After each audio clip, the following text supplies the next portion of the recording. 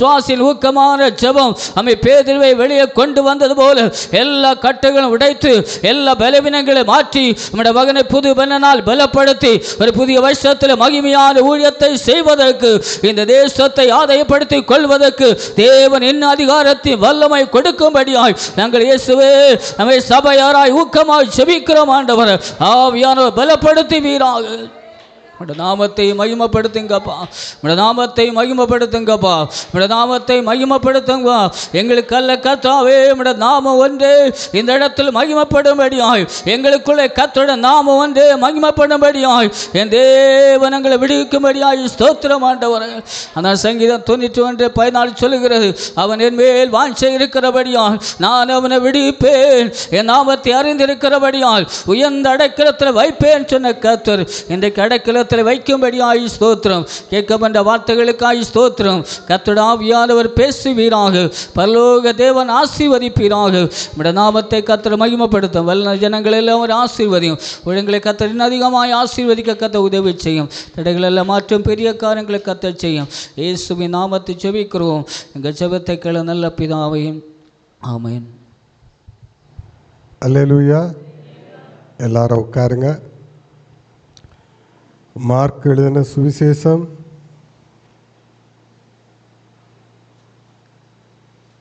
11வது அதிகாரம்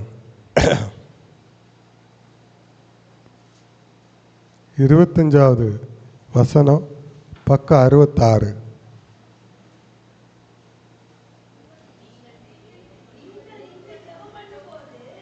நீங்கள் நின்று ஜெபம் பண்ணும்போது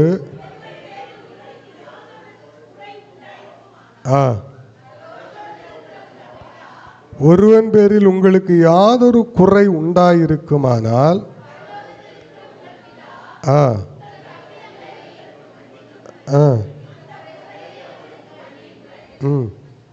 அடுத்த வசனம் வாசிங்க.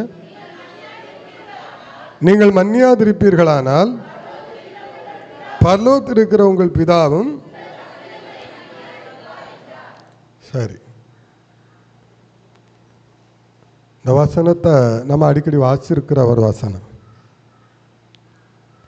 ஒரு வருஷத்தின் முடிவில் நாம் வந்து நிற்கிறோம். உண்மையிலே வருஷத்தின் முடிவில் வந்து நிற்கிறோமான்னு கேட்டால் பைபிளின்படி இல்லை. ஆனால் உலகத்தின்படி ஒரு டிசம்பர் என்பது ஒரு வருஷத்தின் முடிவாக வைத்திருக்கிறபடியினால் நான் அப்படி சொல்லுகிறேன். ஏனென்றால் இந்த உலகத்தில் நிறைய கலண்டர் உண்டு. தமிழர்களுக்கு என்று ஒரு கலண்டர் உண்டு, உண்டா இல்லையா? அப்போ அதனுடைய வருஷத்தின் முடிவு வேறு. இப்போ நாம் வச்சிருக்கிற இந்த கலண்டர் வந்து ரோமர்களுடைய கலண்டர், அதனுடைய வருஷத்தின் முடிவு வேறு. அடுத்தது யூதர்கள் பயன்படுத்துகிற கலண்டர் பார்த்திங்கன்னா அது வேறு. அதுதான் ஒரிஜினலான கலண்டர். அல்லேலூயா. ஒரிஜினல் கலண்டர் எது? யூதர்கள் பயன்படுத்துகிற கலண்டர் தான் ஒரிஜினல் கலண்டர். அந்த கலண்டரை வச்சு தான் நாட்களையும் காலங்களையும் நிதானிக்க முடியும். நீங்கள் இந்த டிசம்பரை வச்சோ இல்லை வர்ற ஜனவரியை வச்சோ நிதானிக்க முடியாது. அந்த கலண்டரை ஆராய்ந்து பார்த்தால் தேவனுடைய காரியங்களை கொஞ்சம் கண்டுபிடிக்கலாம். சரி, ஆனாலும் உலகம் இதை என்ன செய்திருக்கிறது? வைத்திருக்கிறது. அதனால்தான் எனக்கு இந்த புது வருஷம், இந்த காரியங்கள், இவைகளிலெல்லாம் நான் பெரிய அளவில் முக்கியத்துவப்படுத்தாததுக்கு ஒரு காரணம் அதுதான். நான் யாரையும் குறை சொல்லுவதற்கு அல்ல.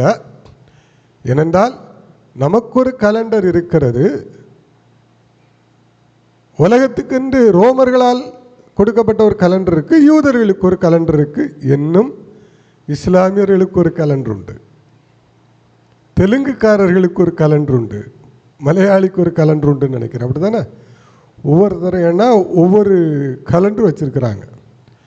ஆனால் உலகத்தால் அங்கீகரிக்கப்பட்ட ஒரு கலண்டர் தான், ஆண்டு தான் இந்த இந்த கலண்டர். இது தேவனால் அங்கீகரிக்கப்பட்டதான்னு கேட்டால் எனக்கு அது தெரியாது. கேட்கக்கூடாது, இல்லை ஆண்டவர் இதை அங்கீகரிச்சாரான்னு. தேவனுடைய காரியங்களை எப்பொழுதுமே மனுஷன் கற்பனையினாலும் தன்னுடைய சுய இச்சையினாலும் ஒரு மனிதனுக்குள்ளாக புகுத்த முடியும். ஆனால் நான் அப்படிப்பட்ட காரியத்தை நான் செய்ய விரும்பவில்லை. அல்லேலூயா. ஆனால் இன்னைக்கு நம்ம பைபிளில் வாசித்தோம், நீங்கள் நின்று ஜெபம் பண்ணும்போது, நீங்கள் நின்றுக்கிட்டே ஜெபம் பண்ணுவீங்க பார்த்தீங்களா? அந்த நின்று ஜெபம் பண்ணும்போது ஒரு மனுஷனுக்கு மேலே உங்களுக்கு ஒரு குறை இருந்துன்னா அவனை மன்னிங்கன்னு இயேசு சொல்கிறார். இந்த உலகத்தில் நீங்கள் நான் செய்ய வேண்டிய மிகப்பெரிய ஆசீர்வாதம் என்ன தெரியுமா? ஒரு மனுஷனை மன்னிக்கிறது. பைபிளில் 2 விதமான காரியம் இருக்கிறது. மன்னிக்கப்படுகிற பாவமும் உண்டு, மன்னிக்கப்படாத உண்டு. ஆனால் இந்த உலகத்தில் சின்ன சின்ன விஷயங்களுக்கெல்லாம் நம்ம இன்னைக்கு என்ன செய்வோம்? வைராக்கியமாக இருப்போம். ஒன்றுமில்லாத காரியங்களுக்கெல்லாம் வைராக்கியமாக இருப்போம். என்ன அவன் அன்னைக்கு அப்படி கேவலமாக பேசினான், என்ன அவன் ஒரு மாதிரி சொல்லிட்டான். ஒரு மனிதன் உங்களை ஒரு மாதிரி பேசுறதுனாலேயோ சொல்றதுனாலேயோ நீங்கள் குறைந்து போக போகிறது கிடையாது. இந்த அரசியல்வாதிகளை பார்த்தீங்களா? காரி துப்புனாலும் தொடச்சி போட்டு வீட்டில் போய் நல்லா உட்காந்து சாப்பிட்டுக்கிட்டு கும்மாளம் அடிச்சுக்கிட்டு இருப்பான். உண்மைதானே? சிற்பங்களை தெரிஞ்சாலும் சரி, சாணியத்துக்கு எரிஞ்சாலும் சரி, முட்டையத்துக்கு எரிஞ்சாலும் சரி, இந்த முட்டையை நான் ஆம்லேட்டாக என்னிடத்திலே கொடுத்தார்கள் என்றால் நான் அதை ஆம்லேட்டாக போட்டிருப்பேன். இந்த செருப்பை என்னிடத்தில் கொடுத்தார்கள் என்றால் நான் அந்த செருப்பை ஏழைகளுக்கு கொடுத்திருப்பேன். எத்தனையோ செருப்பு இல்லாதவர்கள் இருக்கிறார்கள். இப்படி ஒரு டயலாக் போட்டு போயிட்டே இருப்பான். ஆனால் கிறிஸ்தவர்களாகிய நீங்களும் நானும் இன்னைக்கு இந்த மன்னிப்புங்கிற விஷயத்தில் குறை உள்ளவர்களாக இருக்கிறோம்.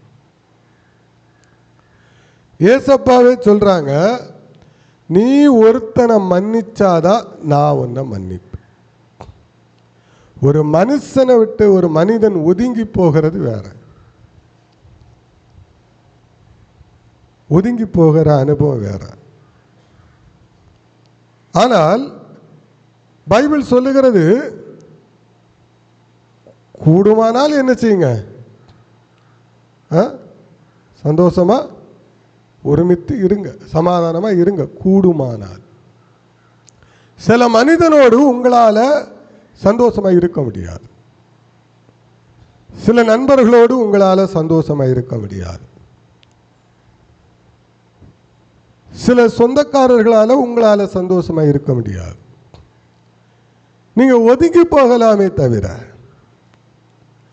ஆனால் அந்த மனிதனுடைய அந்த ஒருவேளை அந்த மனுஷன் உங்களுக்கு எதிராக ஒரு பாவத்தை செஞ்சிட்டான், நாம் அதை மன்னிக்கணும். ஏன்னா இந்த உலகத்தில் நாம் எத்தனையோ பாவங்களை செய்கிறோம், அப்படிதானே? நாம் நல்லவங்களான்னு கேட்டால் நம்ம நல்லவங்க இல்லை. நிறைய பாவங்களை நம்ம செய்கிறோம். நம்ம வாழ்க்கையில் நம்ம எடுத்து பார்த்தோம் என்றால் சில நேரம் சில மனிதனை அவ்வளவு நம்மளும் கேவலமாக பேசியிருப்போம், அவ்வளவு வார்த்தைகளை விட்டுருப்போம். அதே போல அந்த மனுஷனும் பேசியிருப்பான். அந்த மனிதனை நீங்கள் மன்னிக்கும் போது உங்கள் பாவங்கள் மன்னிக்கப்படுறது மாத்திரமல்ல, கர்த்தருடைய ஆசீர்வாதம் நமக்குள்ளாக உண்டாகும். அதான் உண்மை. யோபு தன்னுடைய சிநேகிதர்களுடைய பாவங்களை மன்னிச்சார். வந்தவங்கெல்லாம் என்ன செஞ்சாங்க? யோபுவை குத்தி குத்தி குத்தி பேசினான் உட்காந்து. ஊழியக்காரங்களுக்கு ஒரு குணம் உண்டு. ஊழியக்காரங்களுக்கு நான் நிறைய பார்த்துருக்கிறேன். ஆனால் ஊரெல்லாம் பொண்ணு வச்சுருப்பான். நான் அப்படி பேசுகிறேன், எனக்கு அதுங்க எல்லா ஊழியர்களையும் சொல்லலை. என்னெல்லாம் கையில் அசிங்கம் இருக்குமோ எல்லாம் இருக்கும். ஆனால் இன்னொரு இடத்துக்கு போகும்போது உட்கார்ந்து குறை சொல்லி கொண்டிருப்பான்.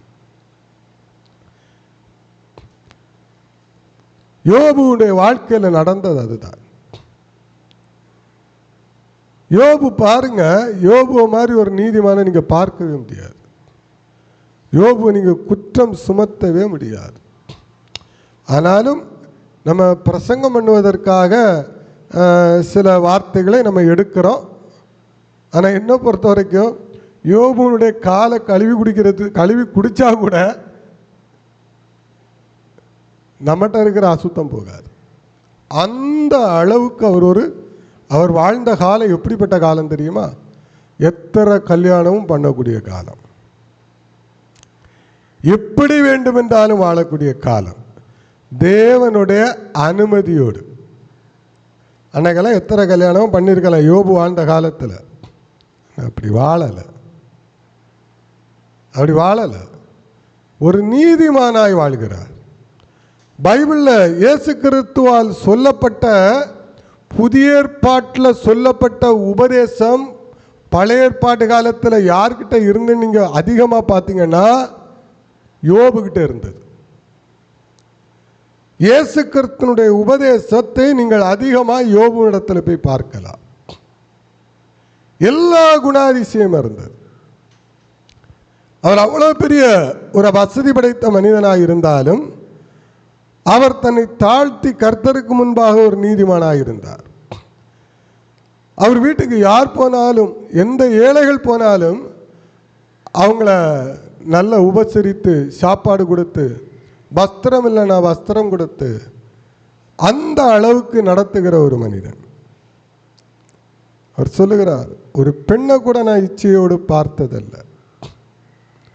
அப்படி நான் செய்திருப்பேன் என்றால் என் மனைவி என்ன செய்யட்டு, இன்னொரு இடத்துல அவள் மாவரைப்பாளாகன்னு சொல்றார். யாரையும் அற்பமா பார்த்ததில்லை. அப்படிப்பட்ட ஒரு பரிசுத்தமான மனிதன் யாருன்னு கேட்டீங்கன்னா யோபு. இந்த யோபுவை பாருங்க, யோபுக்கு ஆறுதல் சொல்வதற்கு யாரும் போகல. யோபுக்காக ஜெபம் பண்றதுக்கு அங்க யாரும் போகல. 4 பேர் போறாங்க. 3ன்னு சொல்லுவோம், 4ன்னு தான் நான் நினைக்கிறேன். 3 பேர் என்ன ஒருத்தன். இந்த 4 பேரும் பார்த்தீங்கன்னா போய் யோபுவை வேதனைக்கு மேலே வேதனைப்படுத்திக்கிட்டு இருக்கிறாங்க. ஆனால் அவர்களெல்லாம் யார் என்று கேட்டீங்கன்னா ஒரு காலத்தில் யோபு நிமித்தம் ஆசீர்வதிக்கப்பட்டவங்க தான். என்னெல்லாம் பேசணுமோ பேசுகிறாங்க. நீங்கள் அந்த யோபுனுடைய அந்த அதிகாரங்களை எல்லாம் 40 அதிகாரம் இருக்குன்னு நினைக்கிறேன், 40 41 தெரியல, வாட்சி பார்த்தீங்கன்னா அவரை எவ்வளவு அவரை துன்பப்படுத்தணுமோ துன்பப்படுத்துவாங்க. அவருக்காக ஜெபிப்பதற்கு ஒருத்தனும் போகல. அவரை என்னெல்லாம் பரியாசம் பண்ணணுமோ பரியாசம் பண்ணிக்கிட்டு உட்கார்ந்துருக்கிறான். யோசிச்சு பாருங்க, ஒரு மனுஷன் மனைவியை இழந்திருக்கிறான். ஒரு மனுஷன் தன்னுடைய பிள்ளையை இழந்திருக்கிறான். ஒரு மனிதன் தன்னுடைய நிலம், சொத்து, பத்து, தன்னுடைய புகழ், தன்னுடைய ஆடம்பர வாழ்க்கை எல்லாவற்றையும் இழந்து அவன் நடு தெருவில் வந்து உட்கார்ந்துருக்கான். நீங்கள் புரிஞ்சுக்கணும், எங்கே நம்முடைய வாழ்க்கையில் எதை பேசணுங்கிறது புரிஞ்சுக்கணும். யோபு ஒருவேளை கெட்டவனாக இருந்தால் கூட கர்த்தர் அதை ஏற்றுக்கொள்ள மாட்டார். நான் சொல்ற அர்த்தம் புரியுதா உங்களுக்கு? யோபு கெட்டவனாக இருந்தால் கூட கர்த்தர் என்ன செய்ய மாட்டாரு? ஏற்றுக்கொள்ள மாட்டார். ஏனென்றால் அந்த மனிதன் இப்பொழுது வாதிக்கப்பட்டு கொண்டிருக்கிறான். அவன் எல்லாவற்றையும் இழந்து, தேவ மகிமையை இழந்து, தேவன் கொடுத்த வஸ்திரங்களை எல்லாம் இழந்து, அவன் அப்பொழுதும் கர்த்தரை மகிமைப்படுத்தி கொண்டிருக்கிறார். நம்மால் அப்படி வாழ முடியுமான்னு கேட்டால் வாழ முடியாது. இங்கே ஒரு 4 ஞானிகள் அங்கே போய் புத்தி சொல்ல போனான் பார்த்தீங்களா? அந்த 4 பேருடைய வாழ்க்கையோ நாசகார வாழ்க்கை. அவன் போனவன் அவனுக்காக ஜெபிக்க விரும்பல. யோபுக்கு ஆறுதலான வார்த்தைகளை பேசவே இல்லை. எவ்வளவு துன்பப்படுத்தணுமோ துன்பப்படுத்திக்கிட்டே இருந்தார்கள். ஊழியர்களும் அப்படித்தான்.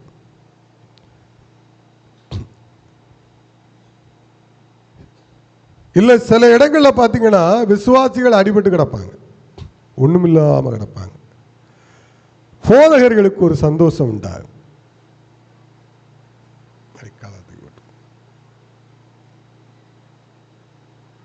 நான் அப்படி சந்தோஷப்படுவேன்னா படமாட்டேன். ஏனென்றால் நான் ரொம்ப பக்குவப்பட்டுட்டேன். அல்லேலூயா. அதனால் உங்கள் குடும்பம் எல்லாத்தையும் இழந்து நிற்கி நீங்கள் ஒன்றும் இல்லாமல் போயிட்டீங்கன்னா ஒரு நல்ல தகப்பன் சந்தோஷப்பட மாட்டான். அல்லேலூயா. உங்களுக்காக ஜெபிக்கத்தான் முடியும். ஆண்டவரே, சகலத்தையும் அறிகிறவர் நீர், ஏன் இந்த பாடு உபத்திரவம் என்று எனக்கு தெரியாது, நீர் அறிகிறீர். உம்மால் செய்யக்கூடாத காரியம் எதுவுமே இல்லை. அப்படிதான் ஒரு ஊழியக்காரன் ஒரு விசுவாசிக்காக ஜெபம் பண்ணணும். என்ன பேசுனா அதனால தான் ஆக்சிடென்ட் ஆகுனா அப்படி பேசக்கூடாது. என்ன தூசிச்சா நான் ஆஸ்பத்திரியில் போய் உட்கார்ந்துருக்கிறான் பேசக்கூடாது. ஏன்னா இது பேச வேண்டிய காலம் அல்ல, இது கிரியை செய்ய வேண்டிய காலம். அல்லேலூயா. இது பேசுற காலம் அல்ல, செயல்படுத்துற காலம். நற்குணங்களை விதைக்கிற காலத்தில் தான் தேவன் பரிசுத்த ஆவியானவரை நமக்கு கர்த்தர் கொடுத்திருக்கிறார். ஒரு குடும்பத்தை அழிப்பதற்காகவோ ஒரு வீட்டை சூனியமாக்குவதற்காகவோ இல்லாமல் ஆக்குவதற்காகவோ ஆண்டவர் நம்மளை என்ன செய்யலை, அழைக்கலை. அந்த மாதிரிப்பட்ட இருதயம் நமக்குள்ள இருக்குன்னா தயவு செய்து இப்பொழுதே அந்த இருதயத்தை அப்படியே கலத்தி வச்சுக்கிட்டு, இசப்பா உங்ககிட்ட அந்த இருக்குல்ல அந்த இருதயம், அந்த நல்ல இருதயத்தை எனக்கு தார் அப்படி கேளுங்க. அல்லேலூயா. நான் பல வருஷம் ஆயிட்டு, நான் முன்னாடிலாம் எனக்கு தான் ரொம்ப கோவப்படுவேன், சில விஷயங்களுக்கு ரொம்ப என்ன பேசிட்டா. இப்போல்லாம் அப்படி கிடையாது. ஏனென்றால் இயேசு கிறிஸ்துவை பேசாத பேச்ச இன்னைக்கு கூட பாருங்க, இயேசு கிறிஸ்துடைய பிறப்பை குறித்து நம்ம ஒரு தேவன் இல்லை என்று சொல்லுகிறவன் மதிகேடன் என்று சொன்னோம் பார்த்தீங்களா? இந்த கூட்டம் அசிங்கமாக பேசிக்கிட்டு இருந்து மனசுக்கு சங்கடமாக இருந்து. ஒரு பொம்பளை உட்காந்து பேசிக்கிட்டு இருக்கிறா, ஒரு கருத்தை சட்டையும் போட்டுக்கிட்டு. நல்லா புரிந்து கொள்ள வேண்டும். நான் தான் சொன்னேன் அருவருப்பானவர்கள் என்று. அவர்கள் ராமரை 10 அடி அடிப்பாங்க, அடிச்சுட்டு அப்படியே என்ன செய்வாங்க, இயேசுவை 4 அடி அடிப்பாங்க. ஆனால் இன்னொரு இடத்துல அடிக்க போக மாட்டாங்க. அடிக்க போனால் என்ன மராக்காவா வா அவ்வளோதான் முடிஞ்சு போச்சு. ஆட்டை அறுத்த மாதிரி அறுத்து போட்டுருவான். அதான் உண்மை. ஹல்லேலூயா, ஹல்லேலூயா. அப்போ இன்னைக்கு இயேசு கிறிஸ்துவையே இவ்வளவு கேவலமா பேசும்போது உங்களையும் என்னையும் அதிகமாக பேசத்தான் செய்வார்கள். அதான் ஏசப்பா சொன்னாங்க, பச்சை மரத்துக்கே இந்த பாடுனா பட்ட மரம் உன்னை என்ன பாடுபடுத்த போறாங்க தெரியுமா? என்னை இந்த பூமியில ஒரு இடத்துல கூட என்ன நிக்க விடல. எங்க போய் பேசினாலும் ஏசப்பாயை கல்லடிக்கு தெரிய போனாங்க. நீங்க 4 சுவிசேஷங்களை வாசி பாருங்க, ஒரு இடத்துல நம்ம தெய்வம் நிம்மதியா நின்று பிரசங்கம் பண்ண முடியல. ஏன்னா அவருக்கு பிரசங்கத்தை கேட்டாச்சுன்னா அத்தனை பேரை ரட்சிக்கப்பட்டுருவான், மனம் திரும்பிடுவான். அல்லேலூயா. அவ்வளோ பிசாசு பார்க்குறா, இந்த ஆளை பிரசங்கம் பண்ணவே விடக்கூடாது. ஆனால் பாருங்க, அவர் பேச வேண்டியதெல்லாம் பேசுவார், டப்புன்னு மறைஞ்சு போயிடுவார். என் கல்லை தூக்கிட்டு ஆளை தேடிட்டு இருப்பான், ஆளை காணாது. யோபுடைய வாழ்க்கை ஒரு வேதனையான ஒரு வாழ்க்கை தான். எல்லாரும் அப்படியே எழும்போமா? ஸ்தோத்திரம். இப்போ நம்ம சர்ச்சில் பார்த்தீங்கன்னா கொஞ்சம் விட்டாச்சுன்னா எல்லாம் அப்படியே மயக்க நிலையில் போய் 3வது வானத்துக்கு நீங்கள் போயிடுவீங்க. அதுக்கு காரணம் என்னென்னு சொல்லட்டுமா? நீங்கள் நேற்று ராத்திரி எல்லாம் அவ்வளோ ஆயத்தம், ஜபம், தாறுமாறான ஜபம். ஆண்டவரே காலையில் என்ன செய்யணும்? மகிமையான காரியங்கள் வெளிப்படணும். நல்லா தின்னுவிட்டு காலையில் எழும்பி அடுத்தது பொங்கி பொறிச்சு வீட்டில் வச்சுக்கிட்டு வந்து உட்காந்துக்கிட்டு என்ன செய்கிறது? கேட்டால் இப்படி தான் இருக்கும். அல்லேலூயா. ஆயத்தம் அவசியம். இது ஒரு அசுத்த ஆவி, இது ஒரு அசுத்த ஆவி. அப்படியே என்ன செய்கிறது? கட்டி வைக்கிறது. என்ன செய்கிறதுக்கு? எனக்கும் சத்தம் போட்டு பிரசங்கம் பண்ணி உங்கள் காது, இந்த காது இருக்குது பற்றியலா, காதை அந்த உள்ளே இருக்கிற செவியை கிழிக்கிறதுக்கு மனசு இல்லை. பார்ப்போம், இன்னும் ஒரு 2 லட்ச ரூபா செலவு பண்ணி பக்கத்திலே கொண்டு வச்சிருவேன். வச்சாச்சுன்னா எழுப்புதல் உண்டாகும். உண்டாகுமா உண்டாகாதா? உறக்க வருமா? வர அடிக்க அப்படி டங்குன்னு வந்து அல்லேலூயான்னு ஒரு சத்தம் போட படார் வந்து அடிச்சுட்டு போயிடும், ரத்தம் வரும். இது உங்களுக்கு டேப்பு மைக்கு எல்லாம் அப்படியே பார்த்தாச்சுன்னா அப்படியே அது எங்கேயோ கொண்டு போகுது. சரி இருக்கட்டு, அப்படி ஒரு பாக்கியவான் நான். அல்லேலூயா. ஆமாம், நாங்கள் சொல்லுவோம் ஒருத்தரை குறித்து, எங்களுக்கு சார்ஜ் பார்ஸ்னு ஒருத்தர் இருந்தார், அவரை நாங்கள் சொல்லுவோம். இப்போ வந்து யூபிசியில் தலைவராக இருக்கார். 1000 தாய்க்கு சமம் பாய்வர் அப்படிமா. ஏன்னா அவர் வந்தாச்சுனாலே தூக்கம் இல்லாதவர்களுக்கெல்லாம் தூக்கம் வரும். ஆமாம், அப்படி இருக்கும். ஆனால் பைபிளை பற்றி சூப்பராக சொல்லுவார். சாதாரண ஆள் கிடையாது, சாதாரண ஆள் கிடையாது, அப்படி பேசுவார். எல்லாரும் ஒருக்க சோத்திரம் பண்ணுவோமா? சோத்திரம் சோத்திரம் சோத்திரம் சோத்திரம் சோத்திரம் சோத்திரம் அல்லேலூயா சோத்திரம். உட்காருங்க. அல்லேலூயா. ஏன்னா எல்லாரும் மாத்திரை போட்டு வந்திருப்பீங்க, அப்படி தானே? பிபி மாத்திரை, சுகர் மாத்திரை, நைட்டு போட்ட மாத்திரைகள். இன்றைய காலகட்டத்தில் பார்த்தீங்கன்னா சரீரம் ரொம்ப பலவீனம், ஒரே இடத்துல அப்படியே இருக்கிறது அசதி உண்டாகும். மனிதனுக்கு சரீர பிரகாரமாக அவ்வளோ பிரச்சனை இருக்கிறது. இன்னொன்று, வெறும் பியாய மாத்திரம் சொல்லி ஒன்றும் பிரயோஜனம் கிடையாது. அல்லேலூயா. வெறும் பிசாச மாத்திரம் நம்ம சொல்கிறதில் அர்த்தம் இல்லை. ஏன்னா மனிதனுடைய, இப்போ எனக்கு பார்த்தீங்கன்னா பேசிக்கிட்டு இருக்கிற எனக்கே ஒரு மாதிரி கறக்கமாக தான் இருக்கு. ஏதோ நான் நிற்கிறேன், அவ்வளவுதான், பேசிக்கிட்டு இருக்கிறேன். அது என்னுடைய சரீரத்தில் இருக்கிற பலவீனம். அல்லேலூயா. அதோடு கூட பிசாசு கொஞ்சம் சேரும்போது நமக்கு என்ன செய்யும்? எக்ஸ்ட்ரா ஒரு தூக்கி விடும், அவ்வளவுதான். அப்போ இந்த யோபுடைய வாழ்க்கையை நம்ம தியானித்தோம். யோபு எப்பேற்பட்ட ஒரு வாழ்க்கை வாழ்ந்தாரு? பரிசுத்தமாய் வாழ்ந்தாரு, நீதியாய் வாழ்ந்தாரு. ஆனா மன்னிக்கிற இடத்துல யாருமே இல்லை.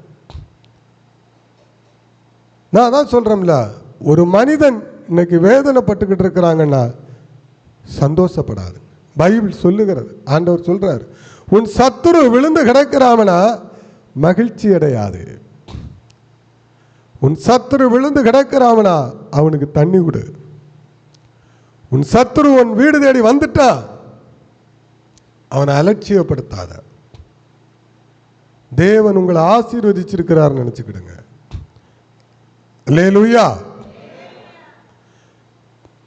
ஒரு நாள் எங்கள் அம்மா என்கிட்ட பேசிக்கிட்டு இருந்ததை நான் அப்படியே சொல்கிறேன். பழைய சில கதைகளை பேசிக்கிட்டே இருந்தாங்க. சாகிறதுக்கு கொஞ்ச நாளைக்கு முன்னாடி அந்த வீட்டுக்கு பின்னாடி வந்து பழைய கதைகளை, இவங்க அப்படி செஞ்சாங்க அவங்க அப்படி செஞ்சாங்கன்னு சொல்லிக்கிட்டே இருந்தாங்க. நான் கேட்டுக்கிட்டே இருந்தேன். அதெல்லாம் எனக்கு ரொம்ப மனவேதனை. சரி, யார் என்ன செஞ்சு எதுக்கு இன்னைக்கு கர்த்தர் உங்களை எப்படி வச்சிருக்கிறாரு, என்னை எப்படி வச்சிருக்கிறார். அல்லேலூயா, அல்லேலூயா. ஆண்டவருக்கு நன்றி செலுத்துங்கள். அவன் அப்படி கிடக்கிறான், இவன் இப்படி கிடக்கிறான். நாளைக்கு இந்த உலகத்தில் நீங்க பாருங்க, ஒரு சந்ததி கீழே விழுந்து கிடக்கும், இன்னொரு சந்ததி மேலே எழுப்பி நிற்கும். ஒரு சந்ததி அடிபட்டு போயிடும், ஒரு சந்ததி ஆசீர்வாதமா இருக்கும். இது தேவனுடைய நீதியில எழுதப்பட்டது. அதனால நான், என் பிள்ளைகள், என் குடும்பம், நாங்க ஆசீர்வாதமா இருக்கிறோம்.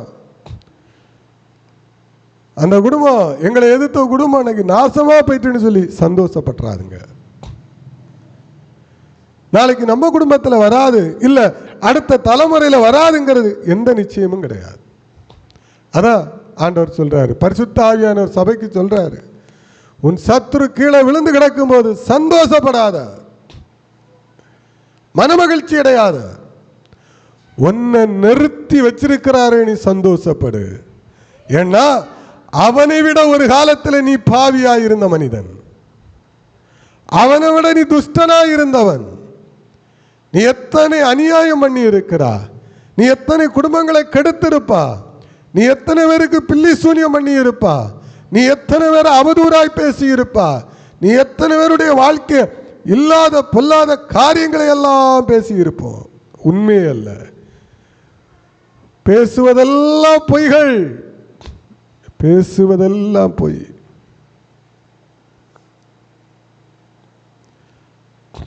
மனுஷன் நம்ம அதை நினைச்சு பார்க்கணும்.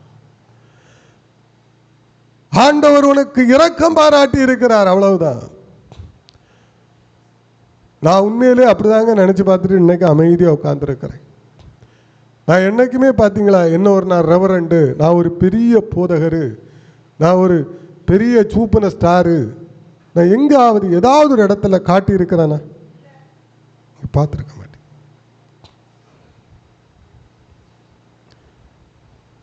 சாவு வீட்டில் வெட்டியா நான் தான் இல்லையா?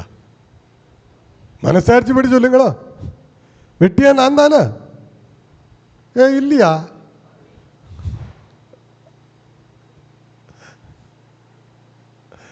நான் தான் அங்கே வந்து நிற்பேன். அது 1 மணி 2 மணி 11 மணி எத்தனை மணி ஆனாலும் அந்த கல்லறை தோட்டத்தில் வந்து அங்கே நான் நிற்பேன். என்னோடு நம்முடைய சகோதரர்கள் அங்கே நிற்பாங்க. இதுவரைக்கும் அப்படிதான் நடந்திருக்கிறது. நான் எந்த இடத்துலையும் பாருங்க, என்ன நான் ஒரு பெரிய ஆளா ஒரு இடத்துல நான் காண்பித்தது கிடையாது. நான் அதுக்கு காரணம் என்ன தெரியுமா? ஆண்டவர் எனக்கு இப்படியாவது ஒரு வாழ்க்கையை வச்சிருக்கிறாரு, இது சோத்திரம்னு சொல்லி சந்தோஷப்பட்டு மகிழ்ச்சி அடைந்து கொண்டிருப்பேன். நான் என்றைக்கோ செத்து போயிருப்பேன். நான் ஒரு உலக மனிதனாக இருந்தா கூட ஒன்றில் செத்துருக்கலாம், இல்லைன்னா பார்த்தீங்கன்னா ஏதாவது ஒரு அரசியல் கட்சியில் இருந்திருப்பேன், போராடிக்கிட்டு இருந்திருப்பேன், ஜெயிலில் தான் உட்காந்துருப்பேன். என் ரத்தத்தில் நான் பேசுகிற நிறைய காரியம் இப்போ உள்ளது கிடையாது. அது என் சிறு வயது முதலே என்னுடைய குணாதிசயம் இதுதான். சண்டை போட்டிருப்பேன், பிரச்சனை பண்ணியிருப்பேன், ஆனால் என்னுடைய இருதயத்தில் ஒரு மனசாட்சி என்று கொஞ்சம் உண்டு. என்னைக்குமே பார்த்தீங்கன்னா மேன்மை பாராட்டினது கிடையாது. ஒரு பாவப்பட்ட ஊழியக்காரன் கஷ்டப்படுறான், இல்லை ஏதோ ஒரு ஊழியக்காரன் அடிபட்டு ஒன்றும் இல்லாமல் போய் கிடக்கிறான், ஹஹான்னு சொல்லி சந்தோஷப்பட மாட்டேன். சுற்றி எத்தனையோ பாஸ்டர் மாதிரி இருக்கிறாங்க, அவர்களும் ஆசீர்வாதமாக இருக்கணும்னு தான் என்னுடைய எண்ணம். ஆனால் எல்லா பாஸ்டர்மாருக்கும் அந்த எண்ணம் இருக்கானா? கிடையாது. பெனி செத்து போனோம், பெனிக்கு சபை அழிஞ்சு போனோம். ஏன் சபை அழிஞ்சுனா இதில் இருக்கிற ஒருத்தர் கூட ஒனட்டம் வரமாட்டாங்க, அதை மனசில் வச்சுக்க. அல்லேலூயா. நான் ஞானப்பாலை ஊட்டியாக வளர்த்துருக்கிறேன், கள்ளிப்பாலை கொடுக்கல. போவாங்க அவர்கள், பரிசுத்தமான ஒரு நல்ல சபைக்கு தான் போவாங்க, கெட்ட சபைக்கு போக மாட்டாங்க. என் ஜனங்கள் ஒருபோதும் கெட்டவர்களிடத்தில் போக மாட்டார்கள், நான் விசுவாசிக்கிறேன். அல்லேலூயா. ஆமா. அப்போ இன்னைக்கு பாருங்க, நமக்கு இந்த மாதிரி எந்த விதமான ஒரு எண்ணங்களும் நம்ம இருதயத்தில் இல்லை. சில நேரம் ஒரே ஒரு வருத்தம் எனக்கு கர்த்தர்கிட்ட உண்டாகும். ஆண்டவரே, நான் ஒரு ஊழியத்துக்கு எதிராக ஜெபம் பண்ணது கிடையாது, ஒரு குடும்பம் அழிஞ்சு போனன்னு சொல்லி நான் ஜெபித்தது கிடையாது, இல்லை ஒரு ஊழியக்காரன், ஒரு பாவப்பட்ட ஒரு ஏழை ஊழியக்காரன் கஷ்டப்பட்டுக்கிட்டு இருக்கிறான், மந்திரவாதத்திலையும் பில்லி சூனியத்தில் அடிபட்டுக்கிட்டு இருக்கிறாங்க, ஏதோ ஒரு நிலையில் அவங்க இருக்கிறாங்க, அவர்களை பார்க்கும்போது நான் மனமகிழ்ச்சி அடைந்தது கிடையாது. பாவ ஆண்டவரே, அவங்க பிரச்சனைகள் எதுவாக இருந்தாலும், ஒருவேளை உமக்கு விரோதமாய் அவர்கள் பாவம் செய்தாலும் அதை உணர்த்தி 1000 தலைமுறைக்கும் இரக்கம் செய்கிற தேவன் அல்லவா நீர் என்று சொல்லி ஜெபிக்கிற மனிதன் தான் நான். என் குணம் அதுதான். வெளி தோற்றத்துக்கு பார்த்தாச்சுன்னா அந்த கரடு முரடா இருப்போம்.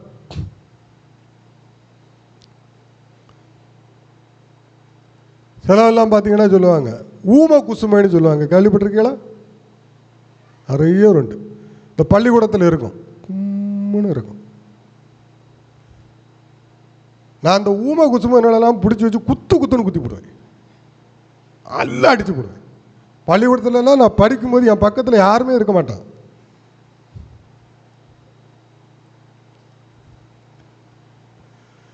எனக்கு பிடிக்காத ஒரு நபர் அவனு. அதான் ஆனால் பார்த்தீங்கன்னா நல்ல பிள்ளையா இருப்பான்.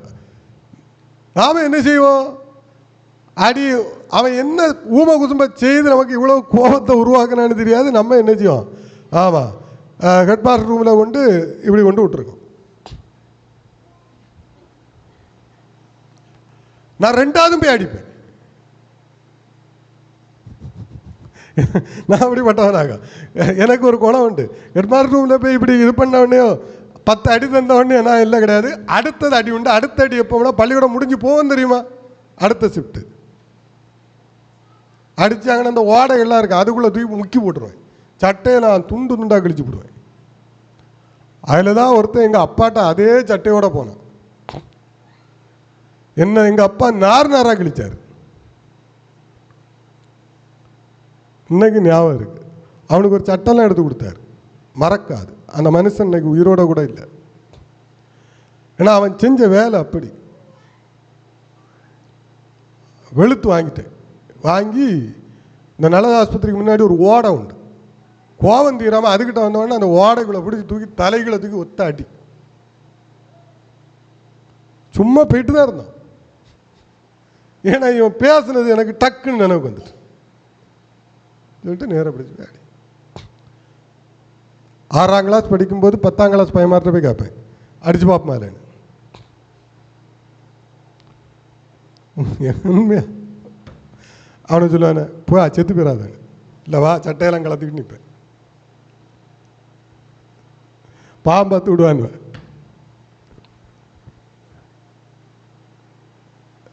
நிறைய நம்ம வாழ்க்கையில் நிறைய தவறு செஞ்சுருப்போம். நான் என்னுடைய வாழ்க்கையில் நான் நிறைய தவறு செஞ்சுருக்கிறேன். ஆனால் எல்லாமே அதை தவறு நான் கொண்டு வர மாட்டேன். ஆனால் பின்னாடி பார்த்தீங்கன்னா நிறைய விஷயங்கள் வேறு இடத்துல தப்பாக இருக்கும், நம்ம மாட்டிக்கொள்ளுவோம். ஏன் நம்முடைய வாழ்க்கையில் இந்த மன்னிப்புங்கிற ஒரு இருதயம் வர மாட்டாங்க? நம்ம ஒரு காலத்தில் பாவியாக இருந்தோம், அக்கிரமக்காரனாக இருந்தோம், எப்படி எல்லாமோ இருந்தோம். ஆனால் இயேசு, நீங்கள் இயேசுவை தேடி போகலை, இயேசு உங்களை தேடி வந்தார். அல்லேலூயா.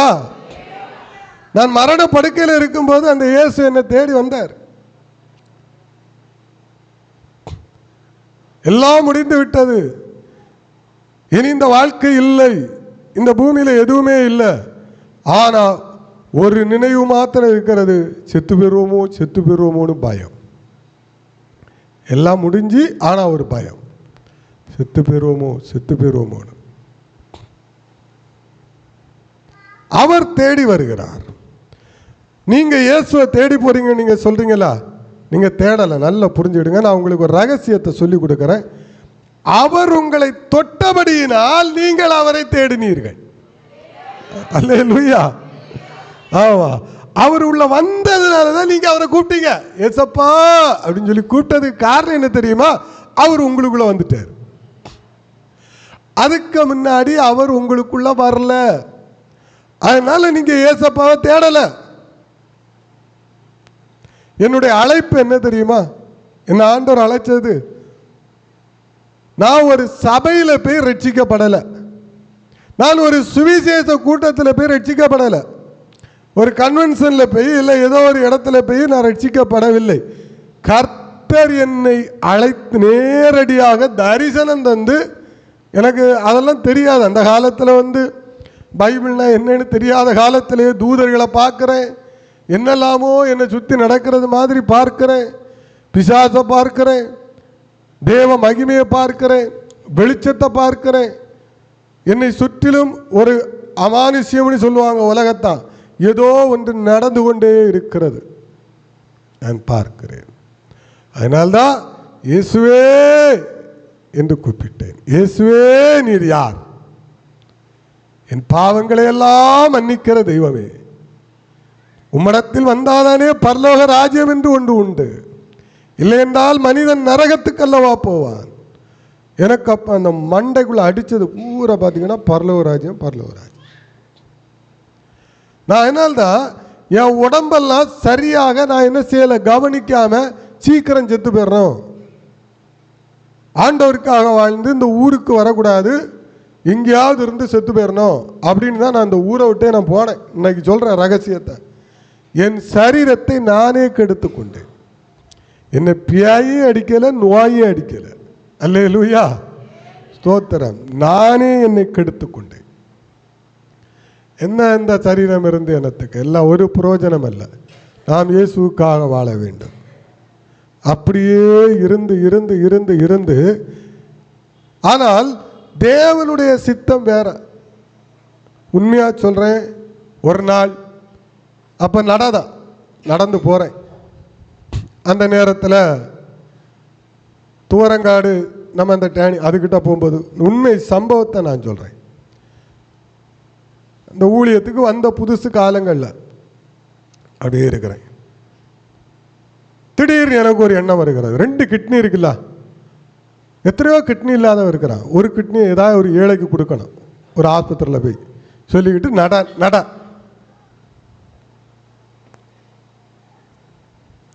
உண்மையை சொல்லுகிறேன். உங்களுக்கு தெரியும், நான் போய் பேச மாட்டேன்னு உங்களுக்கு தெரியும். அல்லேலூயா, பேசுவேன், போய் பேசுவேன். ஆனால் இப்படிப்பட்ட காரியங்கள் நான் போய் பேச மாட்டேன். ஏனென்றால் கர்த்தர் நம்மை பார்த்து கொண்டிருக்கிறார், தூதர்கள் பார்த்து கொண்டிருக்கிறார்கள். ஒரு சத்தம் என் காதில் கேட்டு, மகனே கிட்னி கொடுக்கல இருக்கட்டு, முதல்ல தாங்களுடைய கிட்னியை போய் செக் பண்ணிட்டு வாங்க அப்படின்னு. எனக்கு அதுக்கு முன்னாடி கிட்னியை பற்றி ஒன்றுமே தெரியாது. கிட்னியில் வைரம் உருவாகக்கூடிய கதையெல்லாம் எனக்கு அப்போ தெரியாது. உண்மையாக சொல்கிறேன். உடனே என்ன செய்கிறேன், சத்தம் கேட்குது, போய் செக் பண்ணு, நீ போ. கிட்னி கொடுக்க 2வது உன் தியாகத்தையெல்லாம் நான் என்ன செய்கிறேன், பாராட்டுறேன். மகனே நீ போய் பார்த்துட்டு வான்னு. நான் முதலாக செக் பண்ணி போகிறேன். பாருங்க, 12 வைரக்கற்கள். எத்தனை வைரக்கற்கள்? 12. 1 இல்லை 2 கொடுக்கலாமா? அப்போதான் எனக்கு கிட்னியை பற்றி தெரியும். ஓ, கிட்னியில் இப்படியெல்லாம் உண்டோ அப்படின்னு நடந்த சம்பவம் இது. நான் அப்படியே அந்த சத்தத்தை கேட்டேன். எனக்கு ஆச்சரியமாக இருக்கிறது. என்னைக்கு உங்கள் சத்தங்களெல்லாம் நிறைய கேட்டேன்னா அன்னையிலேருந்தே சுவாலி முடிஞ்சு. ஆண்டவருக்கு சத்தம் அவுட்.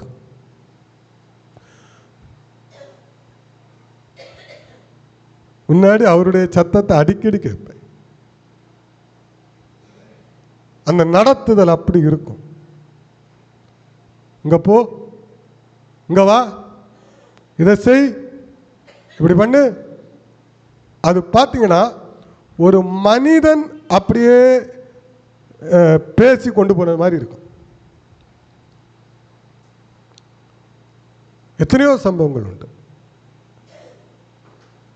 அப்போ அவர் என்னை ரட்சித்தார், நான் அல்ல. என்னுடைய பங்களிப்பு இதில் ஒன்றுமே இல்லை. உங்கள் பங்களிப்பு இதில் ஒன்றும் கிடையாது. உங்கள் பங்களிப்பு என்ன இருக்கு? எதுவுமே இல்லை. வாசிக்கலாம். கொலோசியர் 3வது அதிகாரம் 13.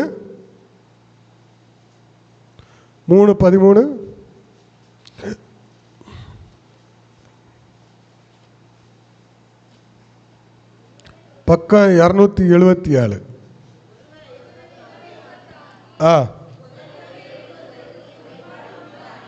ஆ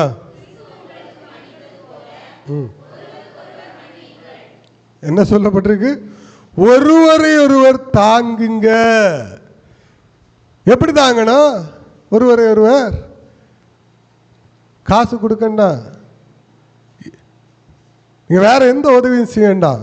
முழங்கா இல்ல, ஒரு மனுஷன் கஷ்டப்படும் போது நான் இருக்கிறாங்க, இந்த சர்ச்சில் எத்தனையோ ஜனங்கள் இருக்கிறாங்க, ஒவ்வொருவரும் எத்தனை பேர் என்ன பலவீனத்தில் இருக்கிறாங்க.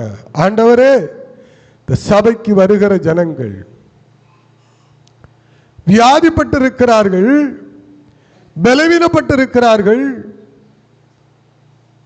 பாவத்தில் விழுந்து கிடக்கிறாங்க. அவர்களை மீட்டெடும், அவர்களை ரட்சியும். நீங்க நினைப்பீங்க ஏற்கனவே அவன் ரட்சிக்கப்பட்டுட்டானேன்னு. அவன் ரட்சிக்கப்படவில்லை. ஏற்கனவே அவன் மனம் திரும்பி ஞானஸ்தானம் எடுத்துட்டானே, அவன் மனம் திரும்பி ஞானஸ்தானம் எடுக்கவில்லை. ரட்சிப்புனா முதல்ல என்ன தெரியுமா? அதை நான் உங்களுக்கு சொல்லிக் கொடுக்கிறேன். ரட்சிப்பு என்றாலே இயேசு கிறிஸ்து ஒரு மனுஷனுக்கு உள்ளால வந்து அவன் தனக்காக வாழாமல் கிறிஸ்துவுக்காக வாழ்றதுதான் ரட்சிப்பு. அல்லேலூயா.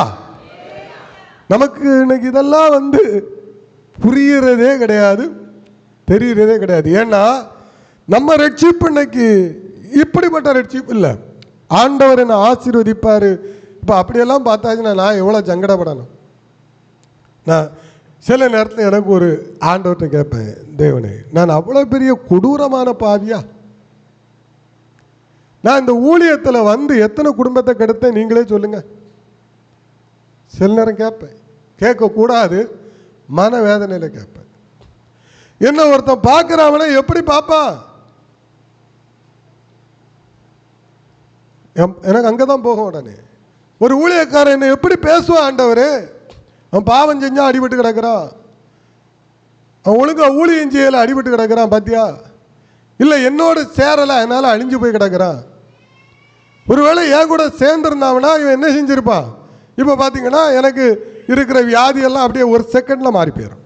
அப்படி யாராவது இருக்காங்கன்னா நீங்கள் சொல்லுங்கள், அவங்க கூட போய் நம்ம சேர்ந்துடலாம். அல்லேலூயா. இயேசுவை ஃபாலோ பண்ணுங்க. யாரை ஃபாலோ பண்ணணும்? உங்க வழி யாரு? உங்கள் ஜீவன் யாரு? சத்தமா சொல்லுங்களோ. அப்போ உறக்கம் வராது. அதுக்காண்டி தான் உங்கள்கிட்ட கேட்குறேன். ஆமா, எல்லாம் முடிஞ்சு அங்கே போட்டு பார்ப்போம். என்ன ஊமை ஊரை கெடுத்தான்னு சொல்லுவாங்க. ஊரையும் கெடுத்து, குடும்பத்தையும் கெடுத்து, வீட்டையும் கெடுத்து, நாட்டையும் கெடுத்து, எல்லாத்தையும் கெடுத்து முடிச்சிருவோம். அப்படிப்பட்ட சூப்பர் நாக்கு நம்ம நாக்கு. ஆனால் இயேசுன்னு சொன்னால் வர்றாது. இனி நான் பின்னணி குரலாக கொடுக்க முடியும் உங்களுக்கு பக்கத்தில் உட்காந்துக்கிட்டு? எதுக்கு சொல்ல தரேன்னா, கொஞ்சம் கண்ணை கட்டுத உறக்கம் வராமல் இருக்கிறதுக்கு சொல்கிறேன். இங்கேயாவது இப்படி ஒவ்வொரு இடத்துலையும் 3:30 மணிக்கு ஒரு 4 மணிக்கு ஒரு ஆராதனை நடக்கு. அங்கெல்லாம் நீங்கள் போயிருக்கணும். ஆனால் ஒன்று, அங்கே நீங்கள் கரெக்டாக இருப்பீங்க. ஏன்னா அந்த பாக்ஸ் இருக்குது பார்த்தீங்களா, உங்களை உறங்க விடாது. பிரசங்கம் சரியில்லாட்டாலும் சிறையாக இருக்கும். இப்போது உறங்கி கிடக்கும்போது இந்த கோழியும் நாயும் கிடந்து குறைச்சி கிடந்தா உங்களுக்கு உறக்கம் வருமா? வராது. அல்லேலூயா. பின்ன ஒரு சந்தோஷம், பவுல் பிரசங்கம் பண்ணியே ஒருத்தன் உறங்கி கிளவழிஞ்சு செத்தான். அதை நினச்சி கொஞ்சம் சந்தோஷப்பட்டுக்கிட வேண்டியதான். அப்படிதானே? நான் முன்னாடியெல்லாம் யாராவது உறங்கினதை கண்டால் டென்ஷன் ஆகிடுவேன். ஆனால் நான் இப்போ அது கூட ஆக மாட்டேன். ஏன் தெரியுமா? ஏதோ ஒரு விதத்தில் அவர்கள் இருக்கிறார்கள். அல்லேலூயா. ஏதோ ஒரு பலவீனத்தில் இருக்கிறாங்க. இல்லை என்றால் தேவ பிரசன்னம் இல்லை. நான் இந்த 2 தான் கொண்டு வருவேன். ஆனால் இப்போ தேவ பிரசன்னத்தை கொண்டு வரதுக்கு ஒரு வழி இருக்கு. போடுறோமா? டன் டனக்கா டனக்கனக்கா டன் டனக்கா டனக்கனக்கா டன் டனக்கா டனக்கனக்கா டன் டனக்கா டனக்கனக்கா ஆடல ஆடல ஆடல ஆடல வருமா வராதா பிரசன்னம்? எனக்கு அப்படியும் பிரசன்னம் கொண்டு வர தெரியும். டக்குன்னு எழுப்பி விட்டு ஒரு பாட்டு, வல்லமை உண்டு வல்லமை உண்டு உண்டு உண்டு உண்டு உண்டு அல்ல கையா ஆடி ஆடி ஆடி, காணாது காணாது காணாது காணாது காணாது. இந்த கையடியில் என்ன உண்டாகும் தெரியுமா? அதையும் நான் சொல்லி தாரேன். நல்ல உடம்பெல்லாம் இந்த எக்ஸசைஸ் பண்ண பிளட் எல்லாம் என்ன செய்யும், மேலே கீழே எல்லாம் ஏறினோடனே எத்தனை பேர் விடுதலை ஆகுனீங்கன்னு சொன்னோடனே கையை தூக்கும். அவ்வளோ பேரும் தலைவலியோட வந்தேன், தலைவலி இல்லைன்னு. மேட்ரு என்னென்னா, இந்த ரத்தம் சூடாகி எல்லாம் என்ன செய்யும், நல்ல ஒரு பரவச நிலை, வேற உங்கள் மைண்டெல்லாம் வேற நிலைக்கு போனோடனே தலைவலியும் இருக்காது, காது வலியும் இருக்காது, கைவலி ஒன்றும் இருக்காது. ஆனால் கூட்டம் முடிஞ்சு அதில் போன உடனே ஐயோ ஐயோ ஐயோ, இந்த இளவு போய் ஆட சொல்லி இருக்கிறதே என்ன செஞ்சான், கிளப்பி விட்டுட்டா. மேலே இருந்த கல் இப்போ கீழே வந்து அடைச்சிக்கிட்டு இருக்க ஆடி ஆடி. ஒன்றுக்கும் போக மாட்டேங்க ஆண்டவர். அதனால்தான் நான் உண்மையாக சொல்கிறேன், நான் மனசாட்சிப்படி ஊழியம் செஞ்சுக்கிட்டு இருக்கிறேன். இந்த மாதிரி போலியாக எதையும் செஞ்சிடக்கூடாது. சில இடத்துல அதை செய்கிறாங்கன்னா நான் தப்பு சொல்லலை, ஏன்னா வேறு வழி கிடையாது. ஜனங்களும் எப்படியாவது என்ன செய்யணும், அந்த தூக்கம் இல்லாமல் அவங்கள நடத்தணும் அப்படிங்கிறதுக்காக தான். அல்லேலூயா. அப்போ நம்ம என்ன செய்யணும், ஒருவரை ஒருவர் தாங்குங்க, ஒருவரை ஒருவர் என்ன செய்யுங்க, தாங்கி ஜெபம் பண்ணுங்க. எல்லாருக்காகவும் தாங்கி ஜெபம் பண்ணுங்க. ஊழியர்களுக்காக தாங்குங்க. ஊழியர்களும் மனிதர்கள். நான்லாம் வந்து வானத்திலிருந்து வரல, சாதாரண மனிதன். எனக்கும் போராட்டம் உண்டு, எனக்கும் பிசாசுனுடைய உபத்திரவங்கள் உண்டு. நினைப்பீங்க அவருக்கு ஒன்றுமே வராது. ஏங்க, இயேசுவுக்கே வந்தது. அல்லேலூயா. இயேசுவோட அது போராடிச்சு. இயேசுவே கொடன்னு குடைஞ்சதாக்கும் சாத்தான். ஆனால் நம்மளை ஆண்டவர் அந்த அளவுக்கு அனுமதிக்கலை. கர்த்தருக்கு ஸ்தோத்திரம். ஆதியாகமத்தின் புஸ்தகம் 50வது அதிகாரம் 16, 17 வாசிச்சு நாம முடிக்கலாம்.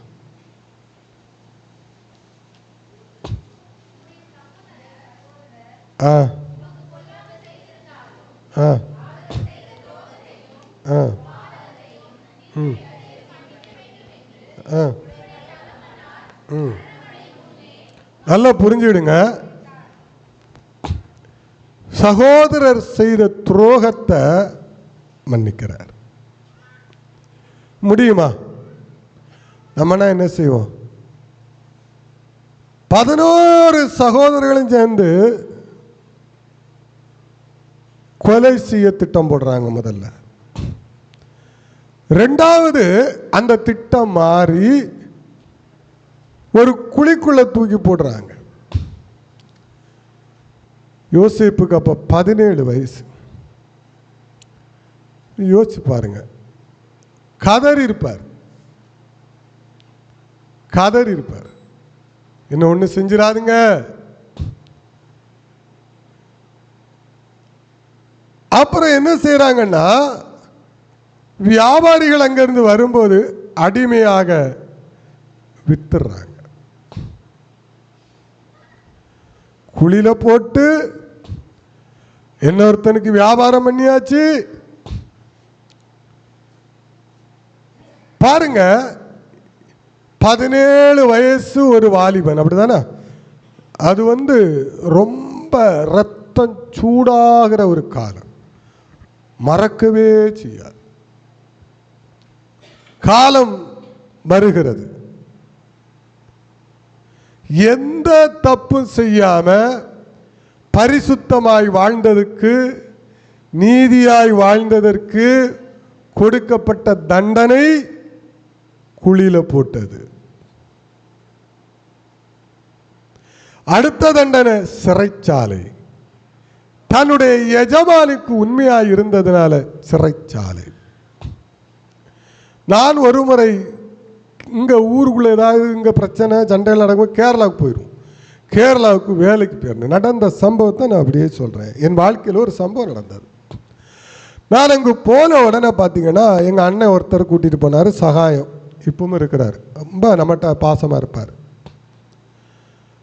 அவர் தான் கூட்டிகிட்டு போனார். அந்த கண்ட்ராக்ட் பார்த்தீங்கன்னா கிட்டத்தட்ட 100 பேர் சொந்தமாக இடம் வாங்கியெல்லாம் வச்சு கொடுப்பாரு. சின்ன வயசுல கேரளாவில் போய் செட்டில் ஆகினவர், ஒன்றுமே இல்லாமல் போனார். உழைச்சி கஷ்டப்பட்டு பல கோடிக்கு அதிபதி. இவர் என்ன பண்ணுகிறார் என்றால், யாராவது புதிதாக வேலைக்கு வரக்கூடியவர்களை நோட் பண்ணிக்கிட்டே இருப்பார். அவங்க பின்னாடியே போவார். அவன் என்னெல்லாம் செய்கிறான் அவனுக்கு தெரியாமல் அவன் வேலை செய்கிற இடத்துக்கெல்லாம் போவார். அங்கே போனதில் பார்த்தீங்கன்னா, எனக்கு குடிப்பழக்கம் கிடையாது, தண்ணி அடிக்கிற பழக்கம் கிடையாது, சீட்டாடுவாங்க எல்லாரும், இந்த பழக்கம் கிடையாது. வேலை பார்த்தீங்கன்னா அவ்வளவு சுறுசுறுப்பாக செய்வேன். ஆமாம், என்னெல்லாம் ஒரு கொத்தனார் கொண்டு விட்டாச்சுன்னா, ஆமாம், நான் பாதி வேலை உங்களுக்கு செஞ்சு கொடுப்பேன். அவ்வளவு ஃபாஸ்ட்டாக இருப்பேன், துருதுருன்னு தான் இருக்கும். அந்த காலுங்கையும் எனக்கு அப்படியே என்னச்சும் ஒரு மாதிரி தான் வரும். நான் ஒரு இடத்துல வீட்டில் நான் எங்கள் ஊருக்குள்ளே நான் இருக்கும்போது ஒரு இடத்துல அப்படியே இருக்க மாட்டேன், அப்படியே அது போயிட்டே இருக்காது. இன்னைக்கு ஆண்டவர் பார்த்தார், ஒடிச்சு கையங்காலையும் ஒடிச்சு போட்டார். ஒரு முக்கில் இப்படி கிடாங்க, ஆன்னு கிடாங்க, 80 வயசு கிழவ மாதிரி.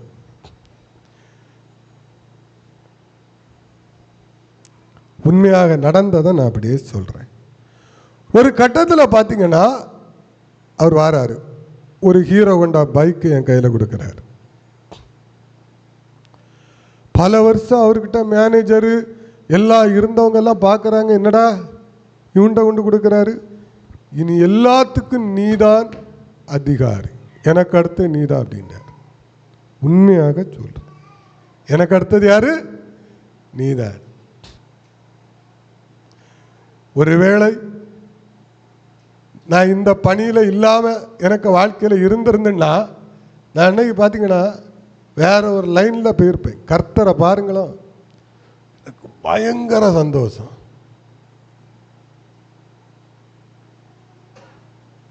எக்ஸ்ட்ரா பணம் கொடுக்கறதெல்லாம் என் கையில் கொடுக்க ஆரம்பிச்சிட்டாரு. உள்ளவங்களுக்கெல்லாம் எரிச்சல். ஒரு நாள் அந்த முதலாளிக்கும் தொழிலாளிகளுக்கும் பிரச்சனை வருகிறது. ஒரு காசு பிரச்சனையில் பிடிச்சி வச்சு கொடுக்க மாட்டேன்.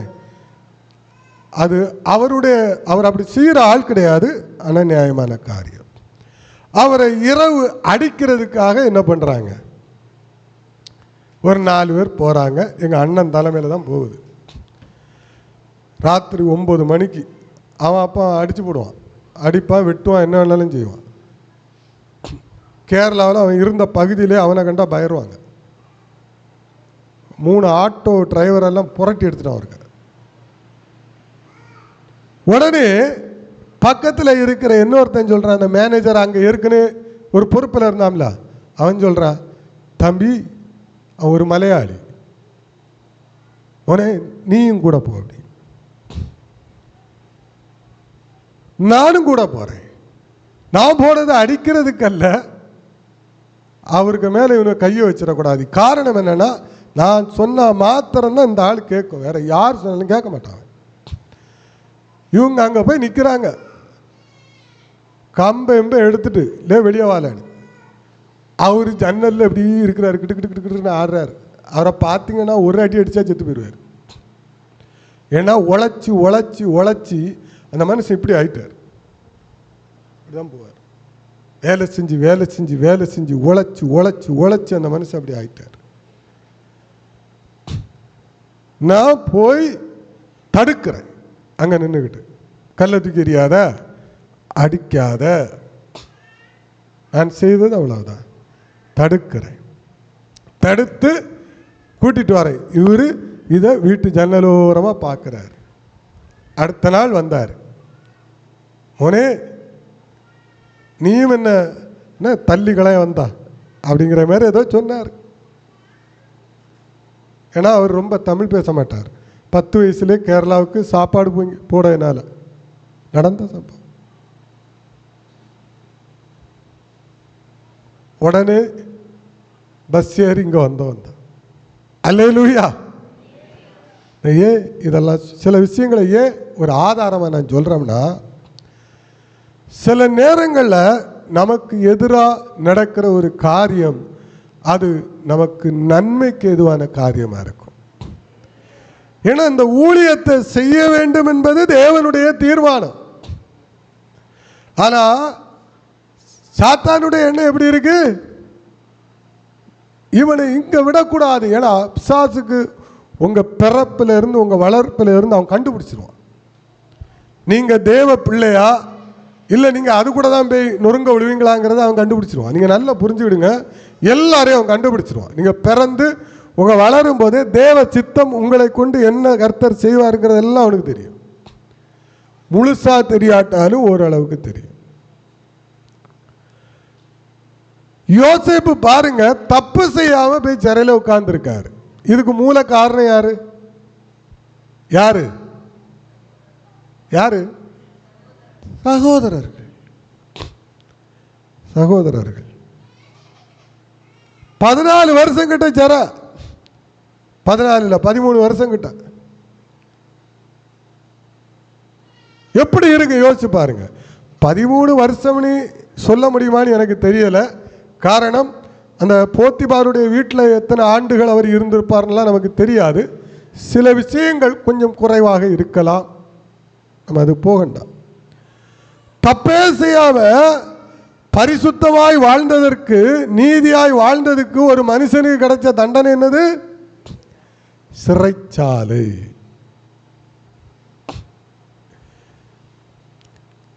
நான் ஏன் இதை சொல்றேன் தெரியுமா? நீங்க நீதியா வாழ்றீங்க, நீங்க பரிசுத்தமா வாழ்றீங்க, உண்மையா வாழ்ந்தீங்கன்னா ஒரு சிறைச்சாலை உங்க வாழ்க்கையில உண்டு. அல்லேலூயா. ஒரு சிறைச்சாலை உங்களுக்கு உண்டு. ஆனா என்ன விதமான சிறைச்சாலைன்னு அது உங்களுக்கு தான் தெரியும்.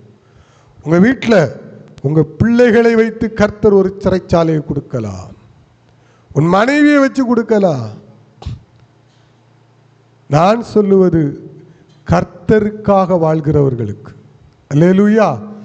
தேவனுக்காக நீதியா வாழணும்னு நினைக்கிறவங்களாம் கஷ்டப்படுவாங்க. நான் இன்னைக்கு சொல்றேன், ஆண்டவருக்காக உண்மையும் பரிசுத்தமும் சரியாக ஓடணும்னு நீங்க நினைக்கும் போது உங்களுடைய வாழ்க்கையில் நிறைய பிரச்சனை உண்டாகும். நீங்க நினைக்கிற புகழ் உங்களுக்கு கிடைக்காது, கனம் உங்களுக்கு கிடைக்காது. நேற்று பேஸ்புக்கை பார்த்தேன். பேஸ்புக்கில் நம்ம பகுதியிலேருந்து ஒருத்தன் போய் ஒரு பொறுக்கிட்ட போய் ஃபோட்டோ எடுத்ததை பெருமையாக அதில் போட்டுட்ருக்கான். அந்த பொறுக்கிக்க பேர் நான் சொல்ல விரும்பலை. நான் இதெல்லாம் சொல்லக்கூடாது, பேசக்கூடாதுன்னு நினைக்கிறேன். என்ன அறியாமல் பேசிடுறேன். 40 ஆண்டு காலம் தமிழ்நாட்டு மக்களை ஏமாற்றி பிழைத்து கொண்டிருக்கிற, கிறிஸ்தவத்தை வச்சு பிழைப்பு நடத்தி கொண்டிருக்கிற ஒரு குடும்பத்தோடு நின்ன ஃபோட்டோவை அவன் அவ்வளோ பெருமையாக போட்டிருக்கிறான். எனக்கு காரி துப்பணுன்னு தான் இருந்தது. நான் சொல்ற ஆள் புரிஞ்சா? அல்லேலூயா. தன்னை பெற்றெடுத்த தகப்பனாருடைய சரீரத்தை வச்சு பிச்சை எடுத்தவன். ஒண்ணுமே இல்லாதவன் கூட அப்படி செய்ய மாட்டான். நான் அப்ப நினைக்கிறேன், இவன் எவ்வளவு கேடு கட்டவனா இருந்திருப்பான் அப்படின்னு. இப்போ இந்த போட்டோ எடுக்கிறதெல்லாம் இப்போ நான் நினைச்சாலும் இப்போ எப்படியாவது நுழைஞ்சி யாரையா பிடிச்சி எடுத்துடலாம், அப்படிதானே? நான் இன்னைக்கும் சொல்றேன், இந்த நாய்கள்கிட்டையும் பந்திகள்கிட்டையும் நான் போட்டோ எடுக்க விரும்பவே இல்லை. நான் போட்டோ எடுக்க நான் தூதர்களோடும் இயேசுவோடும் நின்று ஒரு போட்டோ விழுந்துராதான்னு பார்த்துக்கிட்டு இருக்கேன்.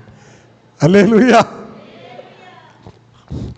பிரம்காவுக்கு விழுந்தே மாதிரி ஒரு கிராபிச்சாவது பண்ணிட வேண்டியதான். புற உண்மையாக விழுந்தாலும் அப்படிதான் சொல்லுவாங்க. நல்லவர்களோடு போட்டோ எடுத்து ஃபேஸ்புக்கில் போடுறதுல தப்பு கிடையாது. ஆனால் அசிங்கம் பிடிச்சவனு கூட இன்னும் போட்டோ எடுத்து நான் போட்டதுனால அமைச்சர்களுடைய நிலைமைகள் எல்லாம் பாருங்க, இன்னைக்கு சந்திச்சிருக்க. அவங்களுக்கு என்ன? அப்போ நம்ம இன்னைக்கு பரிசுத்தமும் நீதியும் உண்மையும் உத்தமமாய் வாழ்கிற ஒரு பரிசுத்தமான ஊழியக்காரனை இந்த உலகம் மதிக்குமான்னு கேட்டால் மதிக்காது. அவன் அல்லேலியா போட்டு சீரழிஞ்சு போனாப்பா. அவன் நேர்மை நேர்மை நேர்மை. எனக்கு எத்தனை ஊழியர்களை தெரியுமா? நேர்மையாய் வாழ்ந்து கர்த்தருக்குள்ளாக மரித்த ஊழியர்களுக்கு எந்த பேர் பிரஸ்தாபம் இல்லாமல் போயிட்டாங்க. ஆனால் ஊரே எனக்கு ஒரு ஊழியரை தெரியும். அவருடைய பேர் நான் எனக்கு கல்யாணம் பண்ணி வச்ச பார்சு ஏனோஸ். கவர்மெண்ட் வேலையை தன்னுடைய மனைவியினுடைய கவர்மெண்ட் வேலையை கிழிச்சு போட்டு, உண்மை அவர் கவர்மெண்ட் ஸ்டாஃப், மனைவி கவர்மெண்ட் டீச்சர், ரெண்டையும் கிழிச்சு தூக்கி போட்டுக்கிட்டு கர்த்தருடைய ஊழியத்துக்கு வந்தவங்க. எத்தனை பேருக்கு தெரியும் அதெல்லாம்? அல்லேலூயா. புரியுதா? அதனால ஊழியக்காரங்களுடைய மனைவி வேலையில் இருக்கிறதெல்லாம் கிழிச்சு போட்டு வரணும்னு நான் சொல்லலை. நல்லா புரிஞ்சுடுங்க எந்த அளவுக்கு தியாகத்தோடு வந்திருப்பார் அந்த மனுஷன். எனக்கு எத்தனை பேருக்கு தெரியும்? யாருக்கும் தெரியும். நான் சொல்கிறேன், என்னால் தெரியுது. அப்படி தானே? அல்லேலூயா. ஆமாம். ரெண்டாவது, ரொம்ப காட்டமான ஆள். ரொம்ப காட்டமான ஆள். நகை களத்தினாதான் ஞானஸ்நானம் கொடுப்பார். சாகர வரைக்கும் அப்படி தான் இருந்தார். எல்லாம் நீ எடுக்கவே வேண்டாம். ஆனால் அதே ஒரு மனிதனுக்கு தாலி கட்டி கூடன்னா விடுவார். நான் அவர்கிட்ட கேட்டேன், ஏன் அதை செய்கிறீங்கன்னு. ஏனென்றால் நான் கவர்மெண்டில் இருந்து சர்டிஃபிகேட் வாங்கி வச்சிருக்கிறேன். புரியுதா உங்களுக்கு? அவருக்கு அந்த பாலிசி கரெக்டான பாலிசி. அவன் என்ன கொண்டு கம்ப்ளைண்ட் கொடுத்தாங்கன்னா நான் ஜெயிலுக்கு போனேன், இல்லை நான் அதை வாங்கக்கூடாது. ஆனால் யார் வந்தாலும் அது என்னுடைய கடமை. நான் வாங்கி வச்சிருக்கிறதுனால நான் வருகிறவர்களுக்கு திருமணம் பண்ணி வைக்கணும் அவர் சொன்னது. ஆனால் அதுக்கெல்லாம் எல்லாத்துக்குமே அவர் எதிரான ஒரு மனிதன். அந்த மனுஷங்கிட்ட இருந்து ஒருத்தன் கொள்ளையடிச்சான். இன்னைக்கு சில ஊழியர்கள் இருக்கிறாங்க, எங்க சர்ச்சுக்கு வாங்க, பரலோகத்தை காட்டி தருவேன். போங்க, அந்த பாஸ்டர் உங்களுக்கு பரலோகத்தை காட்டி தருவான், நல்லா காட்டி தருவான். பேப்பரில் நிறைய படிங்க, உங்களுக்கு என்ன விதமான பரலோகத்தை அவன் காட்டி தருவான்னு எனக்கு தெரியும். நான் பேய் பிடிச்ச பிள்ளை பரலோகத்தை காட்டி தரேன்னு சொல்லி கொண்டு போய் என்ன செஞ்சாலும் தெரியாது. என்ன ஜெயிலில் ஒருத்தன் கமாண்டு போட்டிருக்கான், இவனை நம்பியா நீங்கள் போனீங்கன்னு. அவனை பார்த்தாலே மிருகம் மாதிரி இருக்கு. பார்த்து ஊரை விட்டு எங்கேயாவது போய் கிடந்து ஊழியம் செய்வான். அவன் ஊரில் பொண்ணு கட்டி இருக்கானான்னு தெரியாது, எவன் கூட குடும்பம் நடத்துறான்னு தெரியாது. எவனை கேட்டாலும் பாஸ், யாரை கேட்டாலும் பாஸ்டர் பாஸ்டர் பாஸ்டர். நான் இதை சொல்ல நீங்கள் நினைக்காதுங்க. அப்போ நிறைய விஷயங்கள்ல நம்ம இன்னைக்கு என்ன செய்கிறோம்? உண்மையாய் வாழ்கிறபடியினால், பரிசுத்தமாய் வாழ்கிறபடியினால் உங்களை தூசிப்பா. நான் பாரு என்ன பாடுபடுறான் பாத்தியா, என்ன கஷ்டப்படுறான் பாத்தியா. லோத்து என்ன நினைச்சிருப்பான்? நாரடிச்சுடா, நான் ஒரு பட்டணத்தில் இருந்து செல்வ செழிப்பாக வாழ்ந்து கொண்டிருக்கிறேன், நான் இதுக்குதான் பிரிஞ்சு வந்தேன். புரியுதா உங்களுக்கு நான் பேசுற அர்த்தம்? புரியுதா? அவன் சந்தோஷப்பட்டு எடுத்திருப்பான். லோத்து பயங்கர மகிழ்ச்சி, ஹாஹான்னு சிரிச்சிருப்பான்.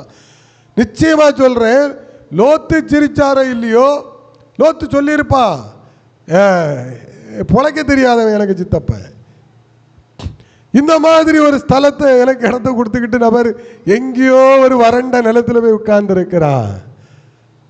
ஆனா இங்க தெரியாது, அடுத்த நிலை என்னங்கிறது லோத்துக்கு தெரியாது. ஆபிரகாம் தேவனுடைய சிந்தனைகளை அறிந்த மனிதன். அதனால நான் ஆண்டவருக்காக நின்று கஷ்டப்படுறேன், பாடுபடுறேன், வேதனைப்படுறேன்னா கவலைப்படாதுங்க. ஒரு நாள் தேவன் உங்களுக்குரிய நாளாக மாற்றி விடுவார்.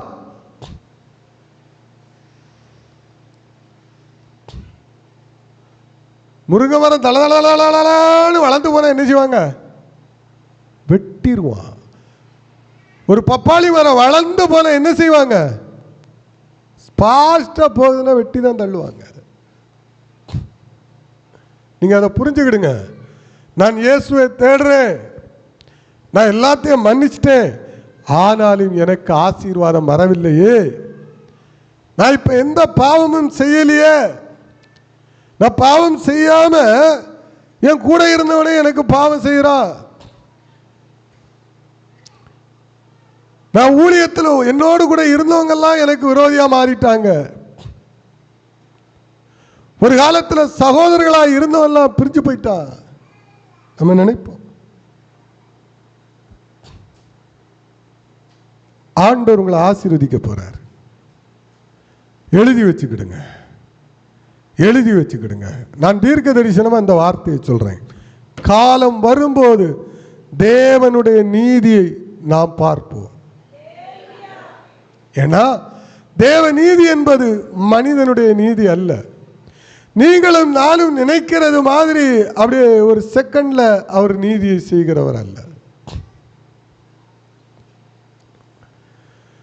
லோத்து நினைச்சிருப்பாரு, அந்த தேசத்தை பார்த்தவன செழிப்பு, நல்ல வேலை நம்ம அவனை விட்டு பிரிஞ்சு வந்ததுனால இன்னைக்கு ஆசீர்வாதமா இருக்கிறோம். பணம் வந்துட்டு, செழிப்பு வந்துட்டு. இன்னைக்கு என்ன சுற்றிலும் பார்த்தீங்கன்னா அந்த பட்டணத்தில் எல்லாரும் சலாம் போட்டிருப்பாங்க. அதுக்கு முன்னாடி யாருக்கு சலாம் போட்டிருப்பாங்க? ஆபிரகாமுக்கு. புரியுதா நான் சொல்றது? எல்லாரும் எங்க போனாலும் ஆபிரகாமை தான் கனப்படுத்துறான். என்ன கனப்படுத்தல? பொண்டாட்டி பிள்ளைலாம் சொல்லியிருப்பாங்க, என்னங்க ஆமா நீங்களும் அவருக்கு ஈக்குவலா இருக்கிறீங்க, உங்ககிட்ட எல்லாம் இருக்கிறது, ஆனா உங்களை யாரும் கனப்படுத்தலையே. இந்த தேசத்தில் ஆபிரகாம மாதிரி ஒரு நல்ல மனுஷன் நீங்க பார்க்க முடியாது. பைபிள்ல ஒருத்தன் சும்மா யாருக்கிட்டே அவருக்கு இனாமா எதுவுமே வாங்க மாட்டார். இப்ப இருக்கிற பாஸ்டர் அப்படி கிடையாது. ஆமா, பண்ணிய போய் நக்குன்னு சொன்னா நக்கிட்டு 10 ரூபா கொடுத்தாச்சுன்னா வாங்கி பாக்கெட்ல போட்டு போயிடுவான். காசு, மணி, துட்டு, அப்படிதானே நம்ம கொள்கையே. என்னது? காசு, மணி, துட்டு.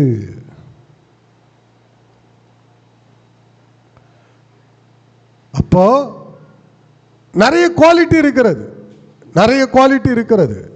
அவர் பாருங்க, எந்த விஷயத்தையும் கனத்தை விரும்ப மாட்டார். யாராவது ஏதாவது கொண்டு அள்ளி கொடுத்தோன்னு என்ன செய்ய மாட்டார்? எல்லாம் சிந்திக்க மாட்டார், வேண்டான்ட்டார். ஆனா அங்கே இருக்கிற ஆபத்து தெரியல. இன்னைக்கு உங்களை பார்த்து சிரிப்பா, பொழைக்க தெரியாதவன்பா,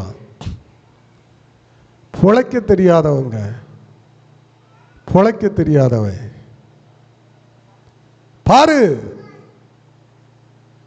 நான் இப்ப ஆசீர்வாதமா இருக்கிறேன் அப்படின்பா. என்கிட்ட காசு இருக்கு, பணம் இருக்கு, அந்தஸ்து இருக்கு. யா நான் நினைச்ச இயேசுவை விலைக்கு வாங்குவேன்டா, அவ்வளவு வச்சிருக்கிறேன். ஏங்க இன்னைக்கு காசு பணத்தை வச்சு இயேசுவை விலைக்கு வாங்கிக்கிட்டு இருக்கிற ஒரு கூட்டம் இருக்குங்க. நான் போய் பேசல. ஆனா அந்த இயேசு இந்த உலகத்தில் உள்ள இயேசு. அல்லேலூயா. உண்மையான இயேசுவை நீங்க காசு பணம் சொத்துல விலைக்கு வாங்க முடியாது. அவரை போல நடந்தாதான் அவரை நீங்க வாங்க முடியும். அல்லேலூயா.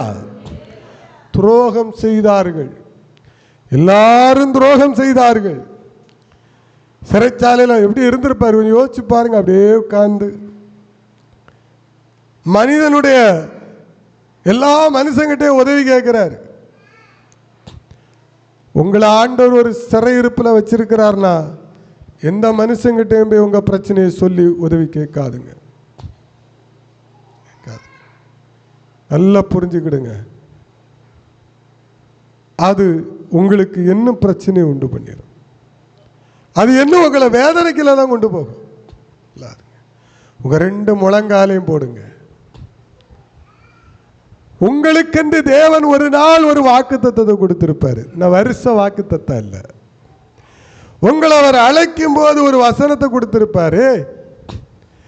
நான் உனக்கு போதித்து நீ நடக்க வேண்டிய பாதையை உனக்கு காட்டுவேன்.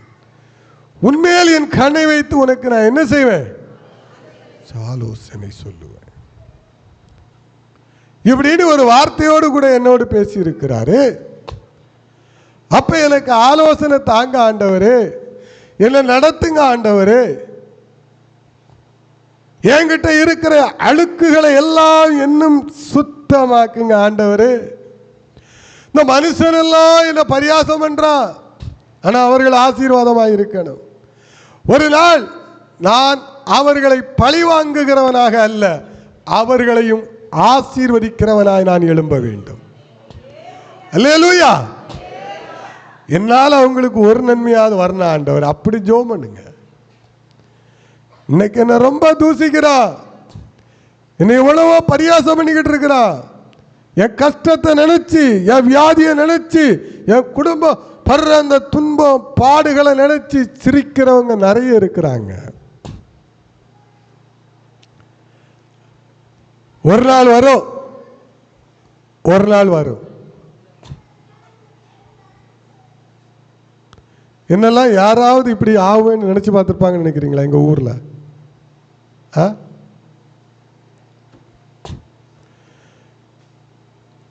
சமீபத்தில் நமக்கு வேண்டிய சில குடும்பங்கள் வந்திருந்தாங்க.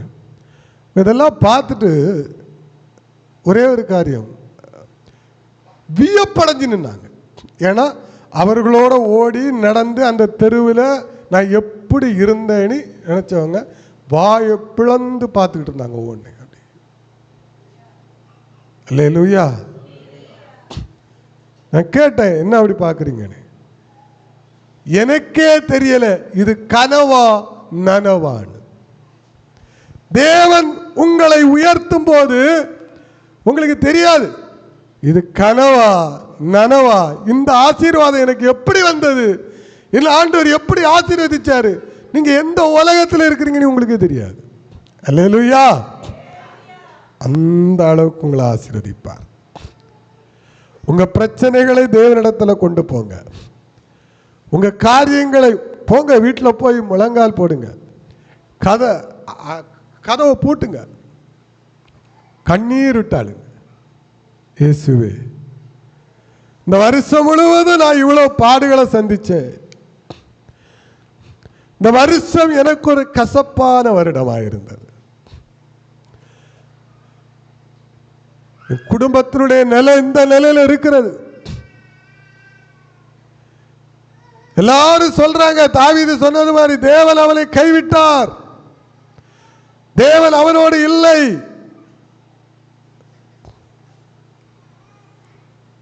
தேவன் அவனை விட்டு விலகி போயிட்டாரு, அவன் எல்லாவற்றையும் இழந்து நிற்கிறான். நான் சேலஞ்ச் பண்ணி சொல்றேன், பலிபீடத்தில் என்ன சொல்றேன், இந்த பைபிள் உண்மை என்றால் நான் பேசுகிற வார்த்தை உண்மை உள்ளது. நீங்க உங்க பிரச்சனைகளை அவர்கிட்ட போய் சொல்லுங்க, அப்படி கண்ணீர் விட்டு கதறுங்க. என்னுடைய பாவ பழக்கங்கள் எல்லாம் நான் எதெல்லாம் விடணுமோ நான் விட்டுறேன் ஆண்டவரே, எல்லாத்தையும் விட்டுறேன். எனக்கு சுயமா இருக்கிறதெல்லாம் நான் விட்டுறேன். நான் இப்ப பேசுறத தெளிவா கேட்டுக்கிடுங்க, உறங்காம கேளுங்க. ஏன்னா இவ்வளவு நேரம் தூங்கிட்டீங்க, முடிச்சிடுறேன். ஏன்னா இது தீர்க்க தரிசனம், தீர்க்க தரிசனம். இது நான் இரத்தத்தில் கையெழுத்து போட்டு தருவேன். இங்க இருக்கிறவர்களை நீங்க ஒரு நாள் சொல்லுவீங்க, நான் நினைச்சு பார்க்கல ஆண்டவர் என்னை இப்படி ஆசீர்வதிப்பார் என்று. நீங்க எட்டாத உயரத்தில் கொண்டு வச்சிருக்கிறார்.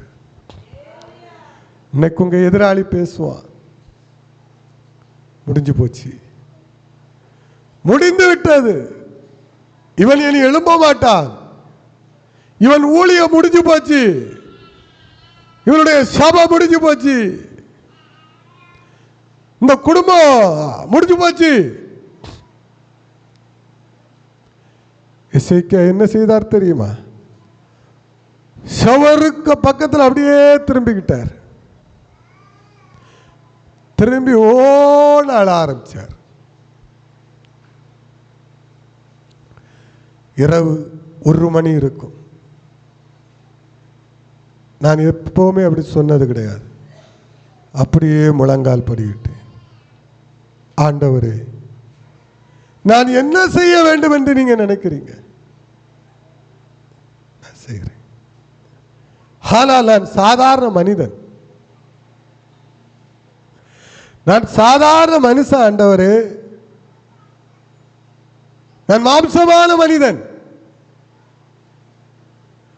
உம்முடைய நல்ல ஆவிதா என்னை கம்ப்ளீட்டா உருவாக்கி என்ன அது இயக்கும். எத்தனை மணிக்கு? ராத்திரி 1 மணிக்கு அப்படியே முழங்கால். நான் அதிகமாக ஜெபம் பண்ணி வேற எதுவுமே கேட்கல. கண்ணீரோடு கேட்ட இன்னொரு காரியம் என்ன தெரியுமா? தேவனே, எனக்கு கொடுக்கப்பட்ட அந்த சபையை பரிசுத்தமாய் மாற்றும். அல்லேலூயா. வர வேண்டாம், வேண்டாம், எனக்கு வர வேண்டாம். ஆனால் எனக்கு கொடுக்கப்பட்ட சபைகளை பரிசுத்தமாய் மாற்றும். ஒவ்வொரு பிள்ளைகளையும் பரிசுத்த பிள்ளைகளாய் மாற்றும். அதை விட சிறந்தது எதுவுமே இல்லை. அப்படியே நின்று 3/4 மணி நேரம். முடியாது, ரொம்ப முடியாது. முழங்கால நிற்பேன், இது பண்ணுவேன். சிக்னல் கொடுத்துட்டா, டே தகப்பனே முடிச்சிரு.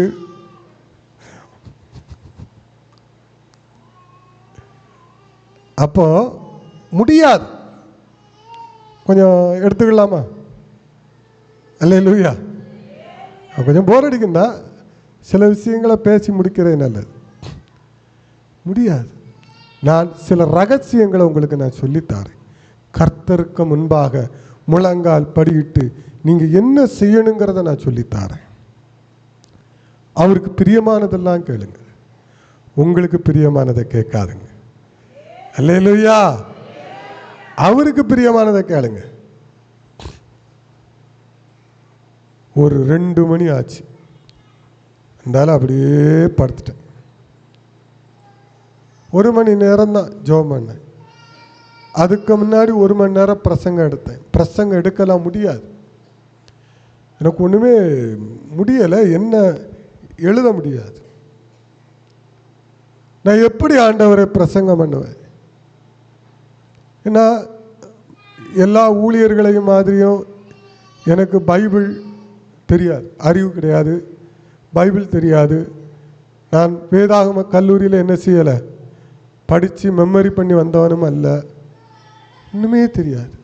இல்லை ஒரு பாட்டு தாளந்து இருந்தாலாவது என்ன செய்யலாம், சும்மா ஒரு ஓட்ட பிரசங்கத்தை வச்சுட்டு 2 பாட்டை பாடி என்ன செஞ்சிடலாம், வண்டியை ஓட்டியாவது ஒரு மணிக்கூட கடத்தி போயிடலாம், அதுவும் தெரியாது. இல்லைன்னா சூப்பராக கதை சொல்ல தெரியணும். ஒரு அழகான காக்கை, அந்த காக்கைக்கு 2 சிறகுகள், அந்த காக்கை ஒரு முறை, வடைக்கதை, இப்படி பல கதைகள், அதுவும் தெரியாது. படித்த கதையே அடுத்த நேரம் மறந்துடுவேன். புரியுதா நான் சொல்கிறேன்? புரியுதா? எதுவுமே தெரியாது. உம்மை விட்டால், இயேசுவை விட்டால் எனக்கு எதுவுமே தெரியாது ஆண்டவரே.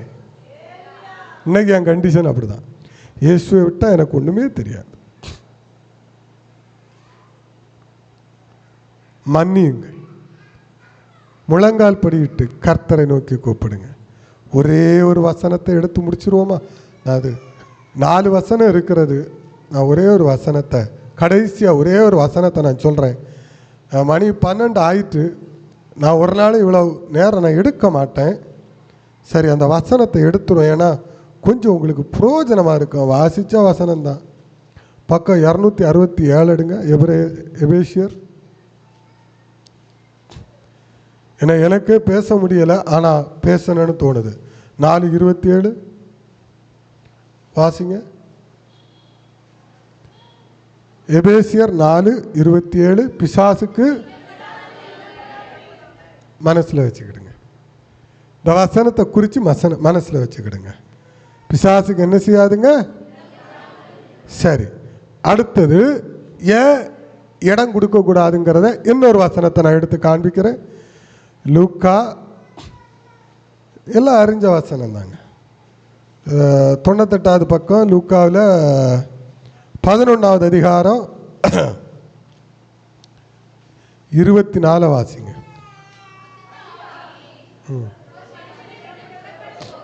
ஆ ஆ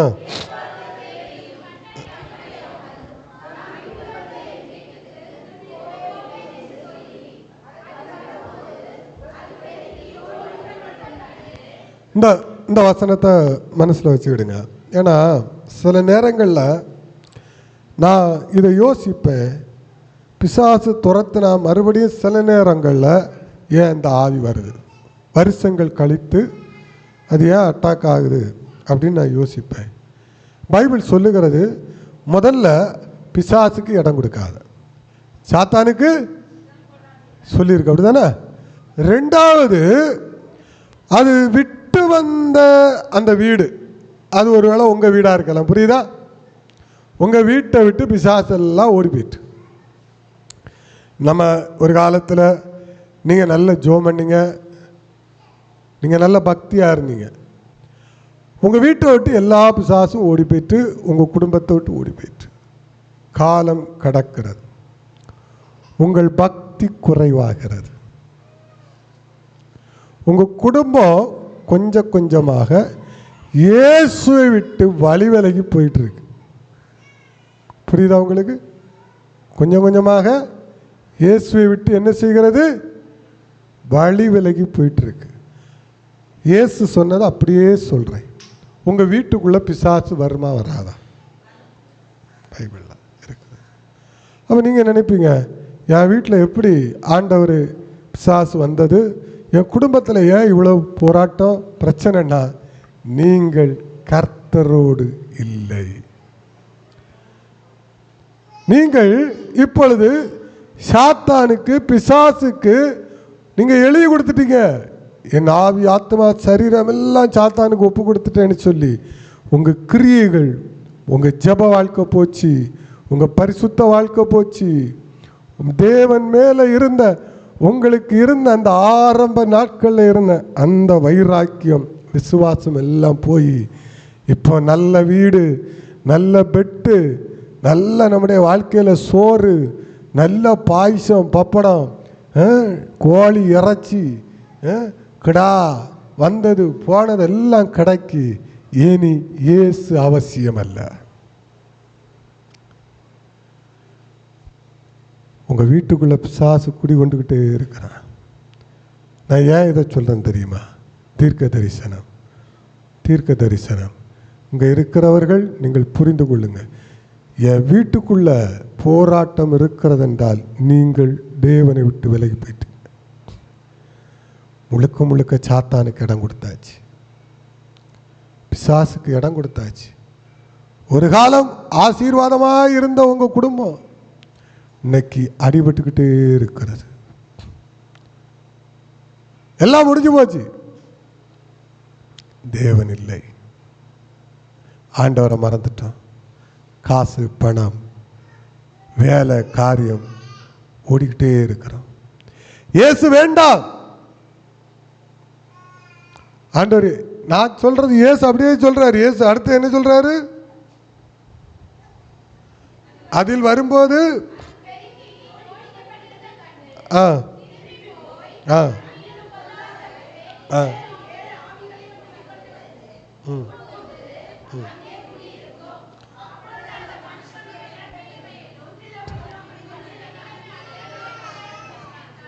அல்லேலூயா. இந்த பேயை பெனியால துரத்த முடியாது. இந்த பேயை யாரால துரத்த முடியாது? பெனி பாஸ்டால இல்லை, உலகத்தில் எந்த பாஸ்டாலையும் இந்த பிசாசை துரத்த முடியாது. நல்லா புரிஞ்சு விடுங்க. இந்த பிசாசை மறுபடியும் நீங்க துரத்தணும்னா உங்களால தான் முடியும். அல்லேலூயா. நான் சொல்றது எல்லாருக்கும் புரியுதா? நீங்க நினைப்பீங்க, ஒருவேளை பெனி பார்ட்டிட்ட வல்லம் இருக்கு, இன்னொரு பார்ட்டிட்ட போவோம். எங்க போனாலும் அந்த ஆவி துரத்தப்பட முடியாது. ஏனென்றால் பைபிளில் சொல்லி இருக்கிறது நடக்கிறது. ஏன்னா நான் இடம் கொடுத்து முழுசா அது வந்துட்டு. ஆனா இனி இதை சரிப்படுத்தணும்னா நான் தான் சரிப்படுத்தணும், நான் தான் சரியாகணும், நான் தான் என்ன செய்யணும்? இனி பிசாசுக்கு இடம் கொடுக்க கூடாது. நான் எந்தெந்த வழியில சாத்தானுக்கு இடம் கொடுத்தேன், என் வீட்டுக்குள்ள எப்படி அதை ஏற்றி வச்சிருக்கிறேன், இதெல்லாம் உட்கார்ந்து யோசிக்கணும். ஏங்க, உணர்வு இருந்தாதாங்க அவன் மனுஷன், இல்லைன்னா அவன் எரும மாடை விட கேவலமான. நல்ல மாட்டுக்கு ஒரு சூடும்பாவ, அப்படிதானே? ஆமா. மனுஷனுக்கு மிருகத்துக்கு உள்ளது என்ன தெரியுமா? ஆண்டவர் மனுஷனுக்கு ஆறறிவு, பகுத்தறிவுன்னு ஒன்று கொடுத்திருக்கிறாரு. ஏழாவது அறிவு தான் ஆவிக்குரிய நிலை. நீங்க 7க்கு போகனாங்க, இந்த 6ல் போனாலே போதும்.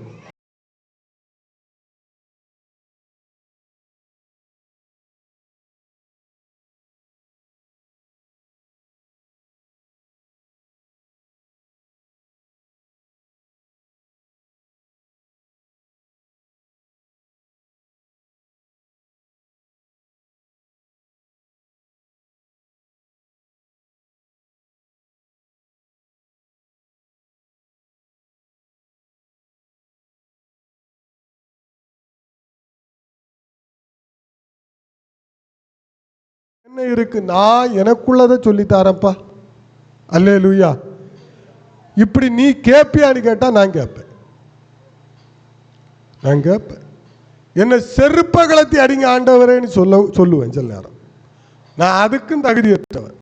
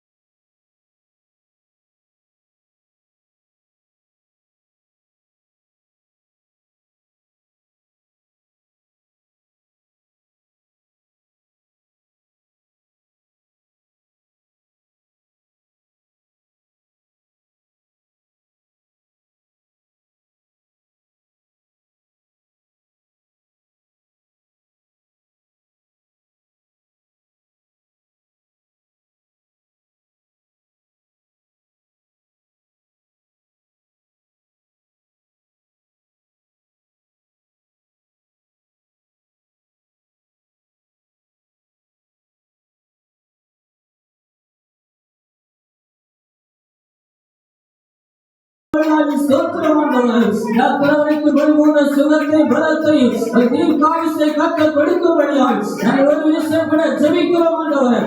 ஆவியான தேவன வல்லமை எனக்கு வெளிப்பட முடியாது. ஸ்தோத்திரம் ஆண்டவர். நடந்து வரும் எல்லாவரையும் கத்தர் ஆசீர்வதிங்கப்பா. எல்லாவரையும் கத்தர் ஆசீர்வதிங்கப்பா. இந்த ஒரே ஸ்தோத்திரம் எல்லாவரும் கோடா கோடியாய் பெருகுவாய்.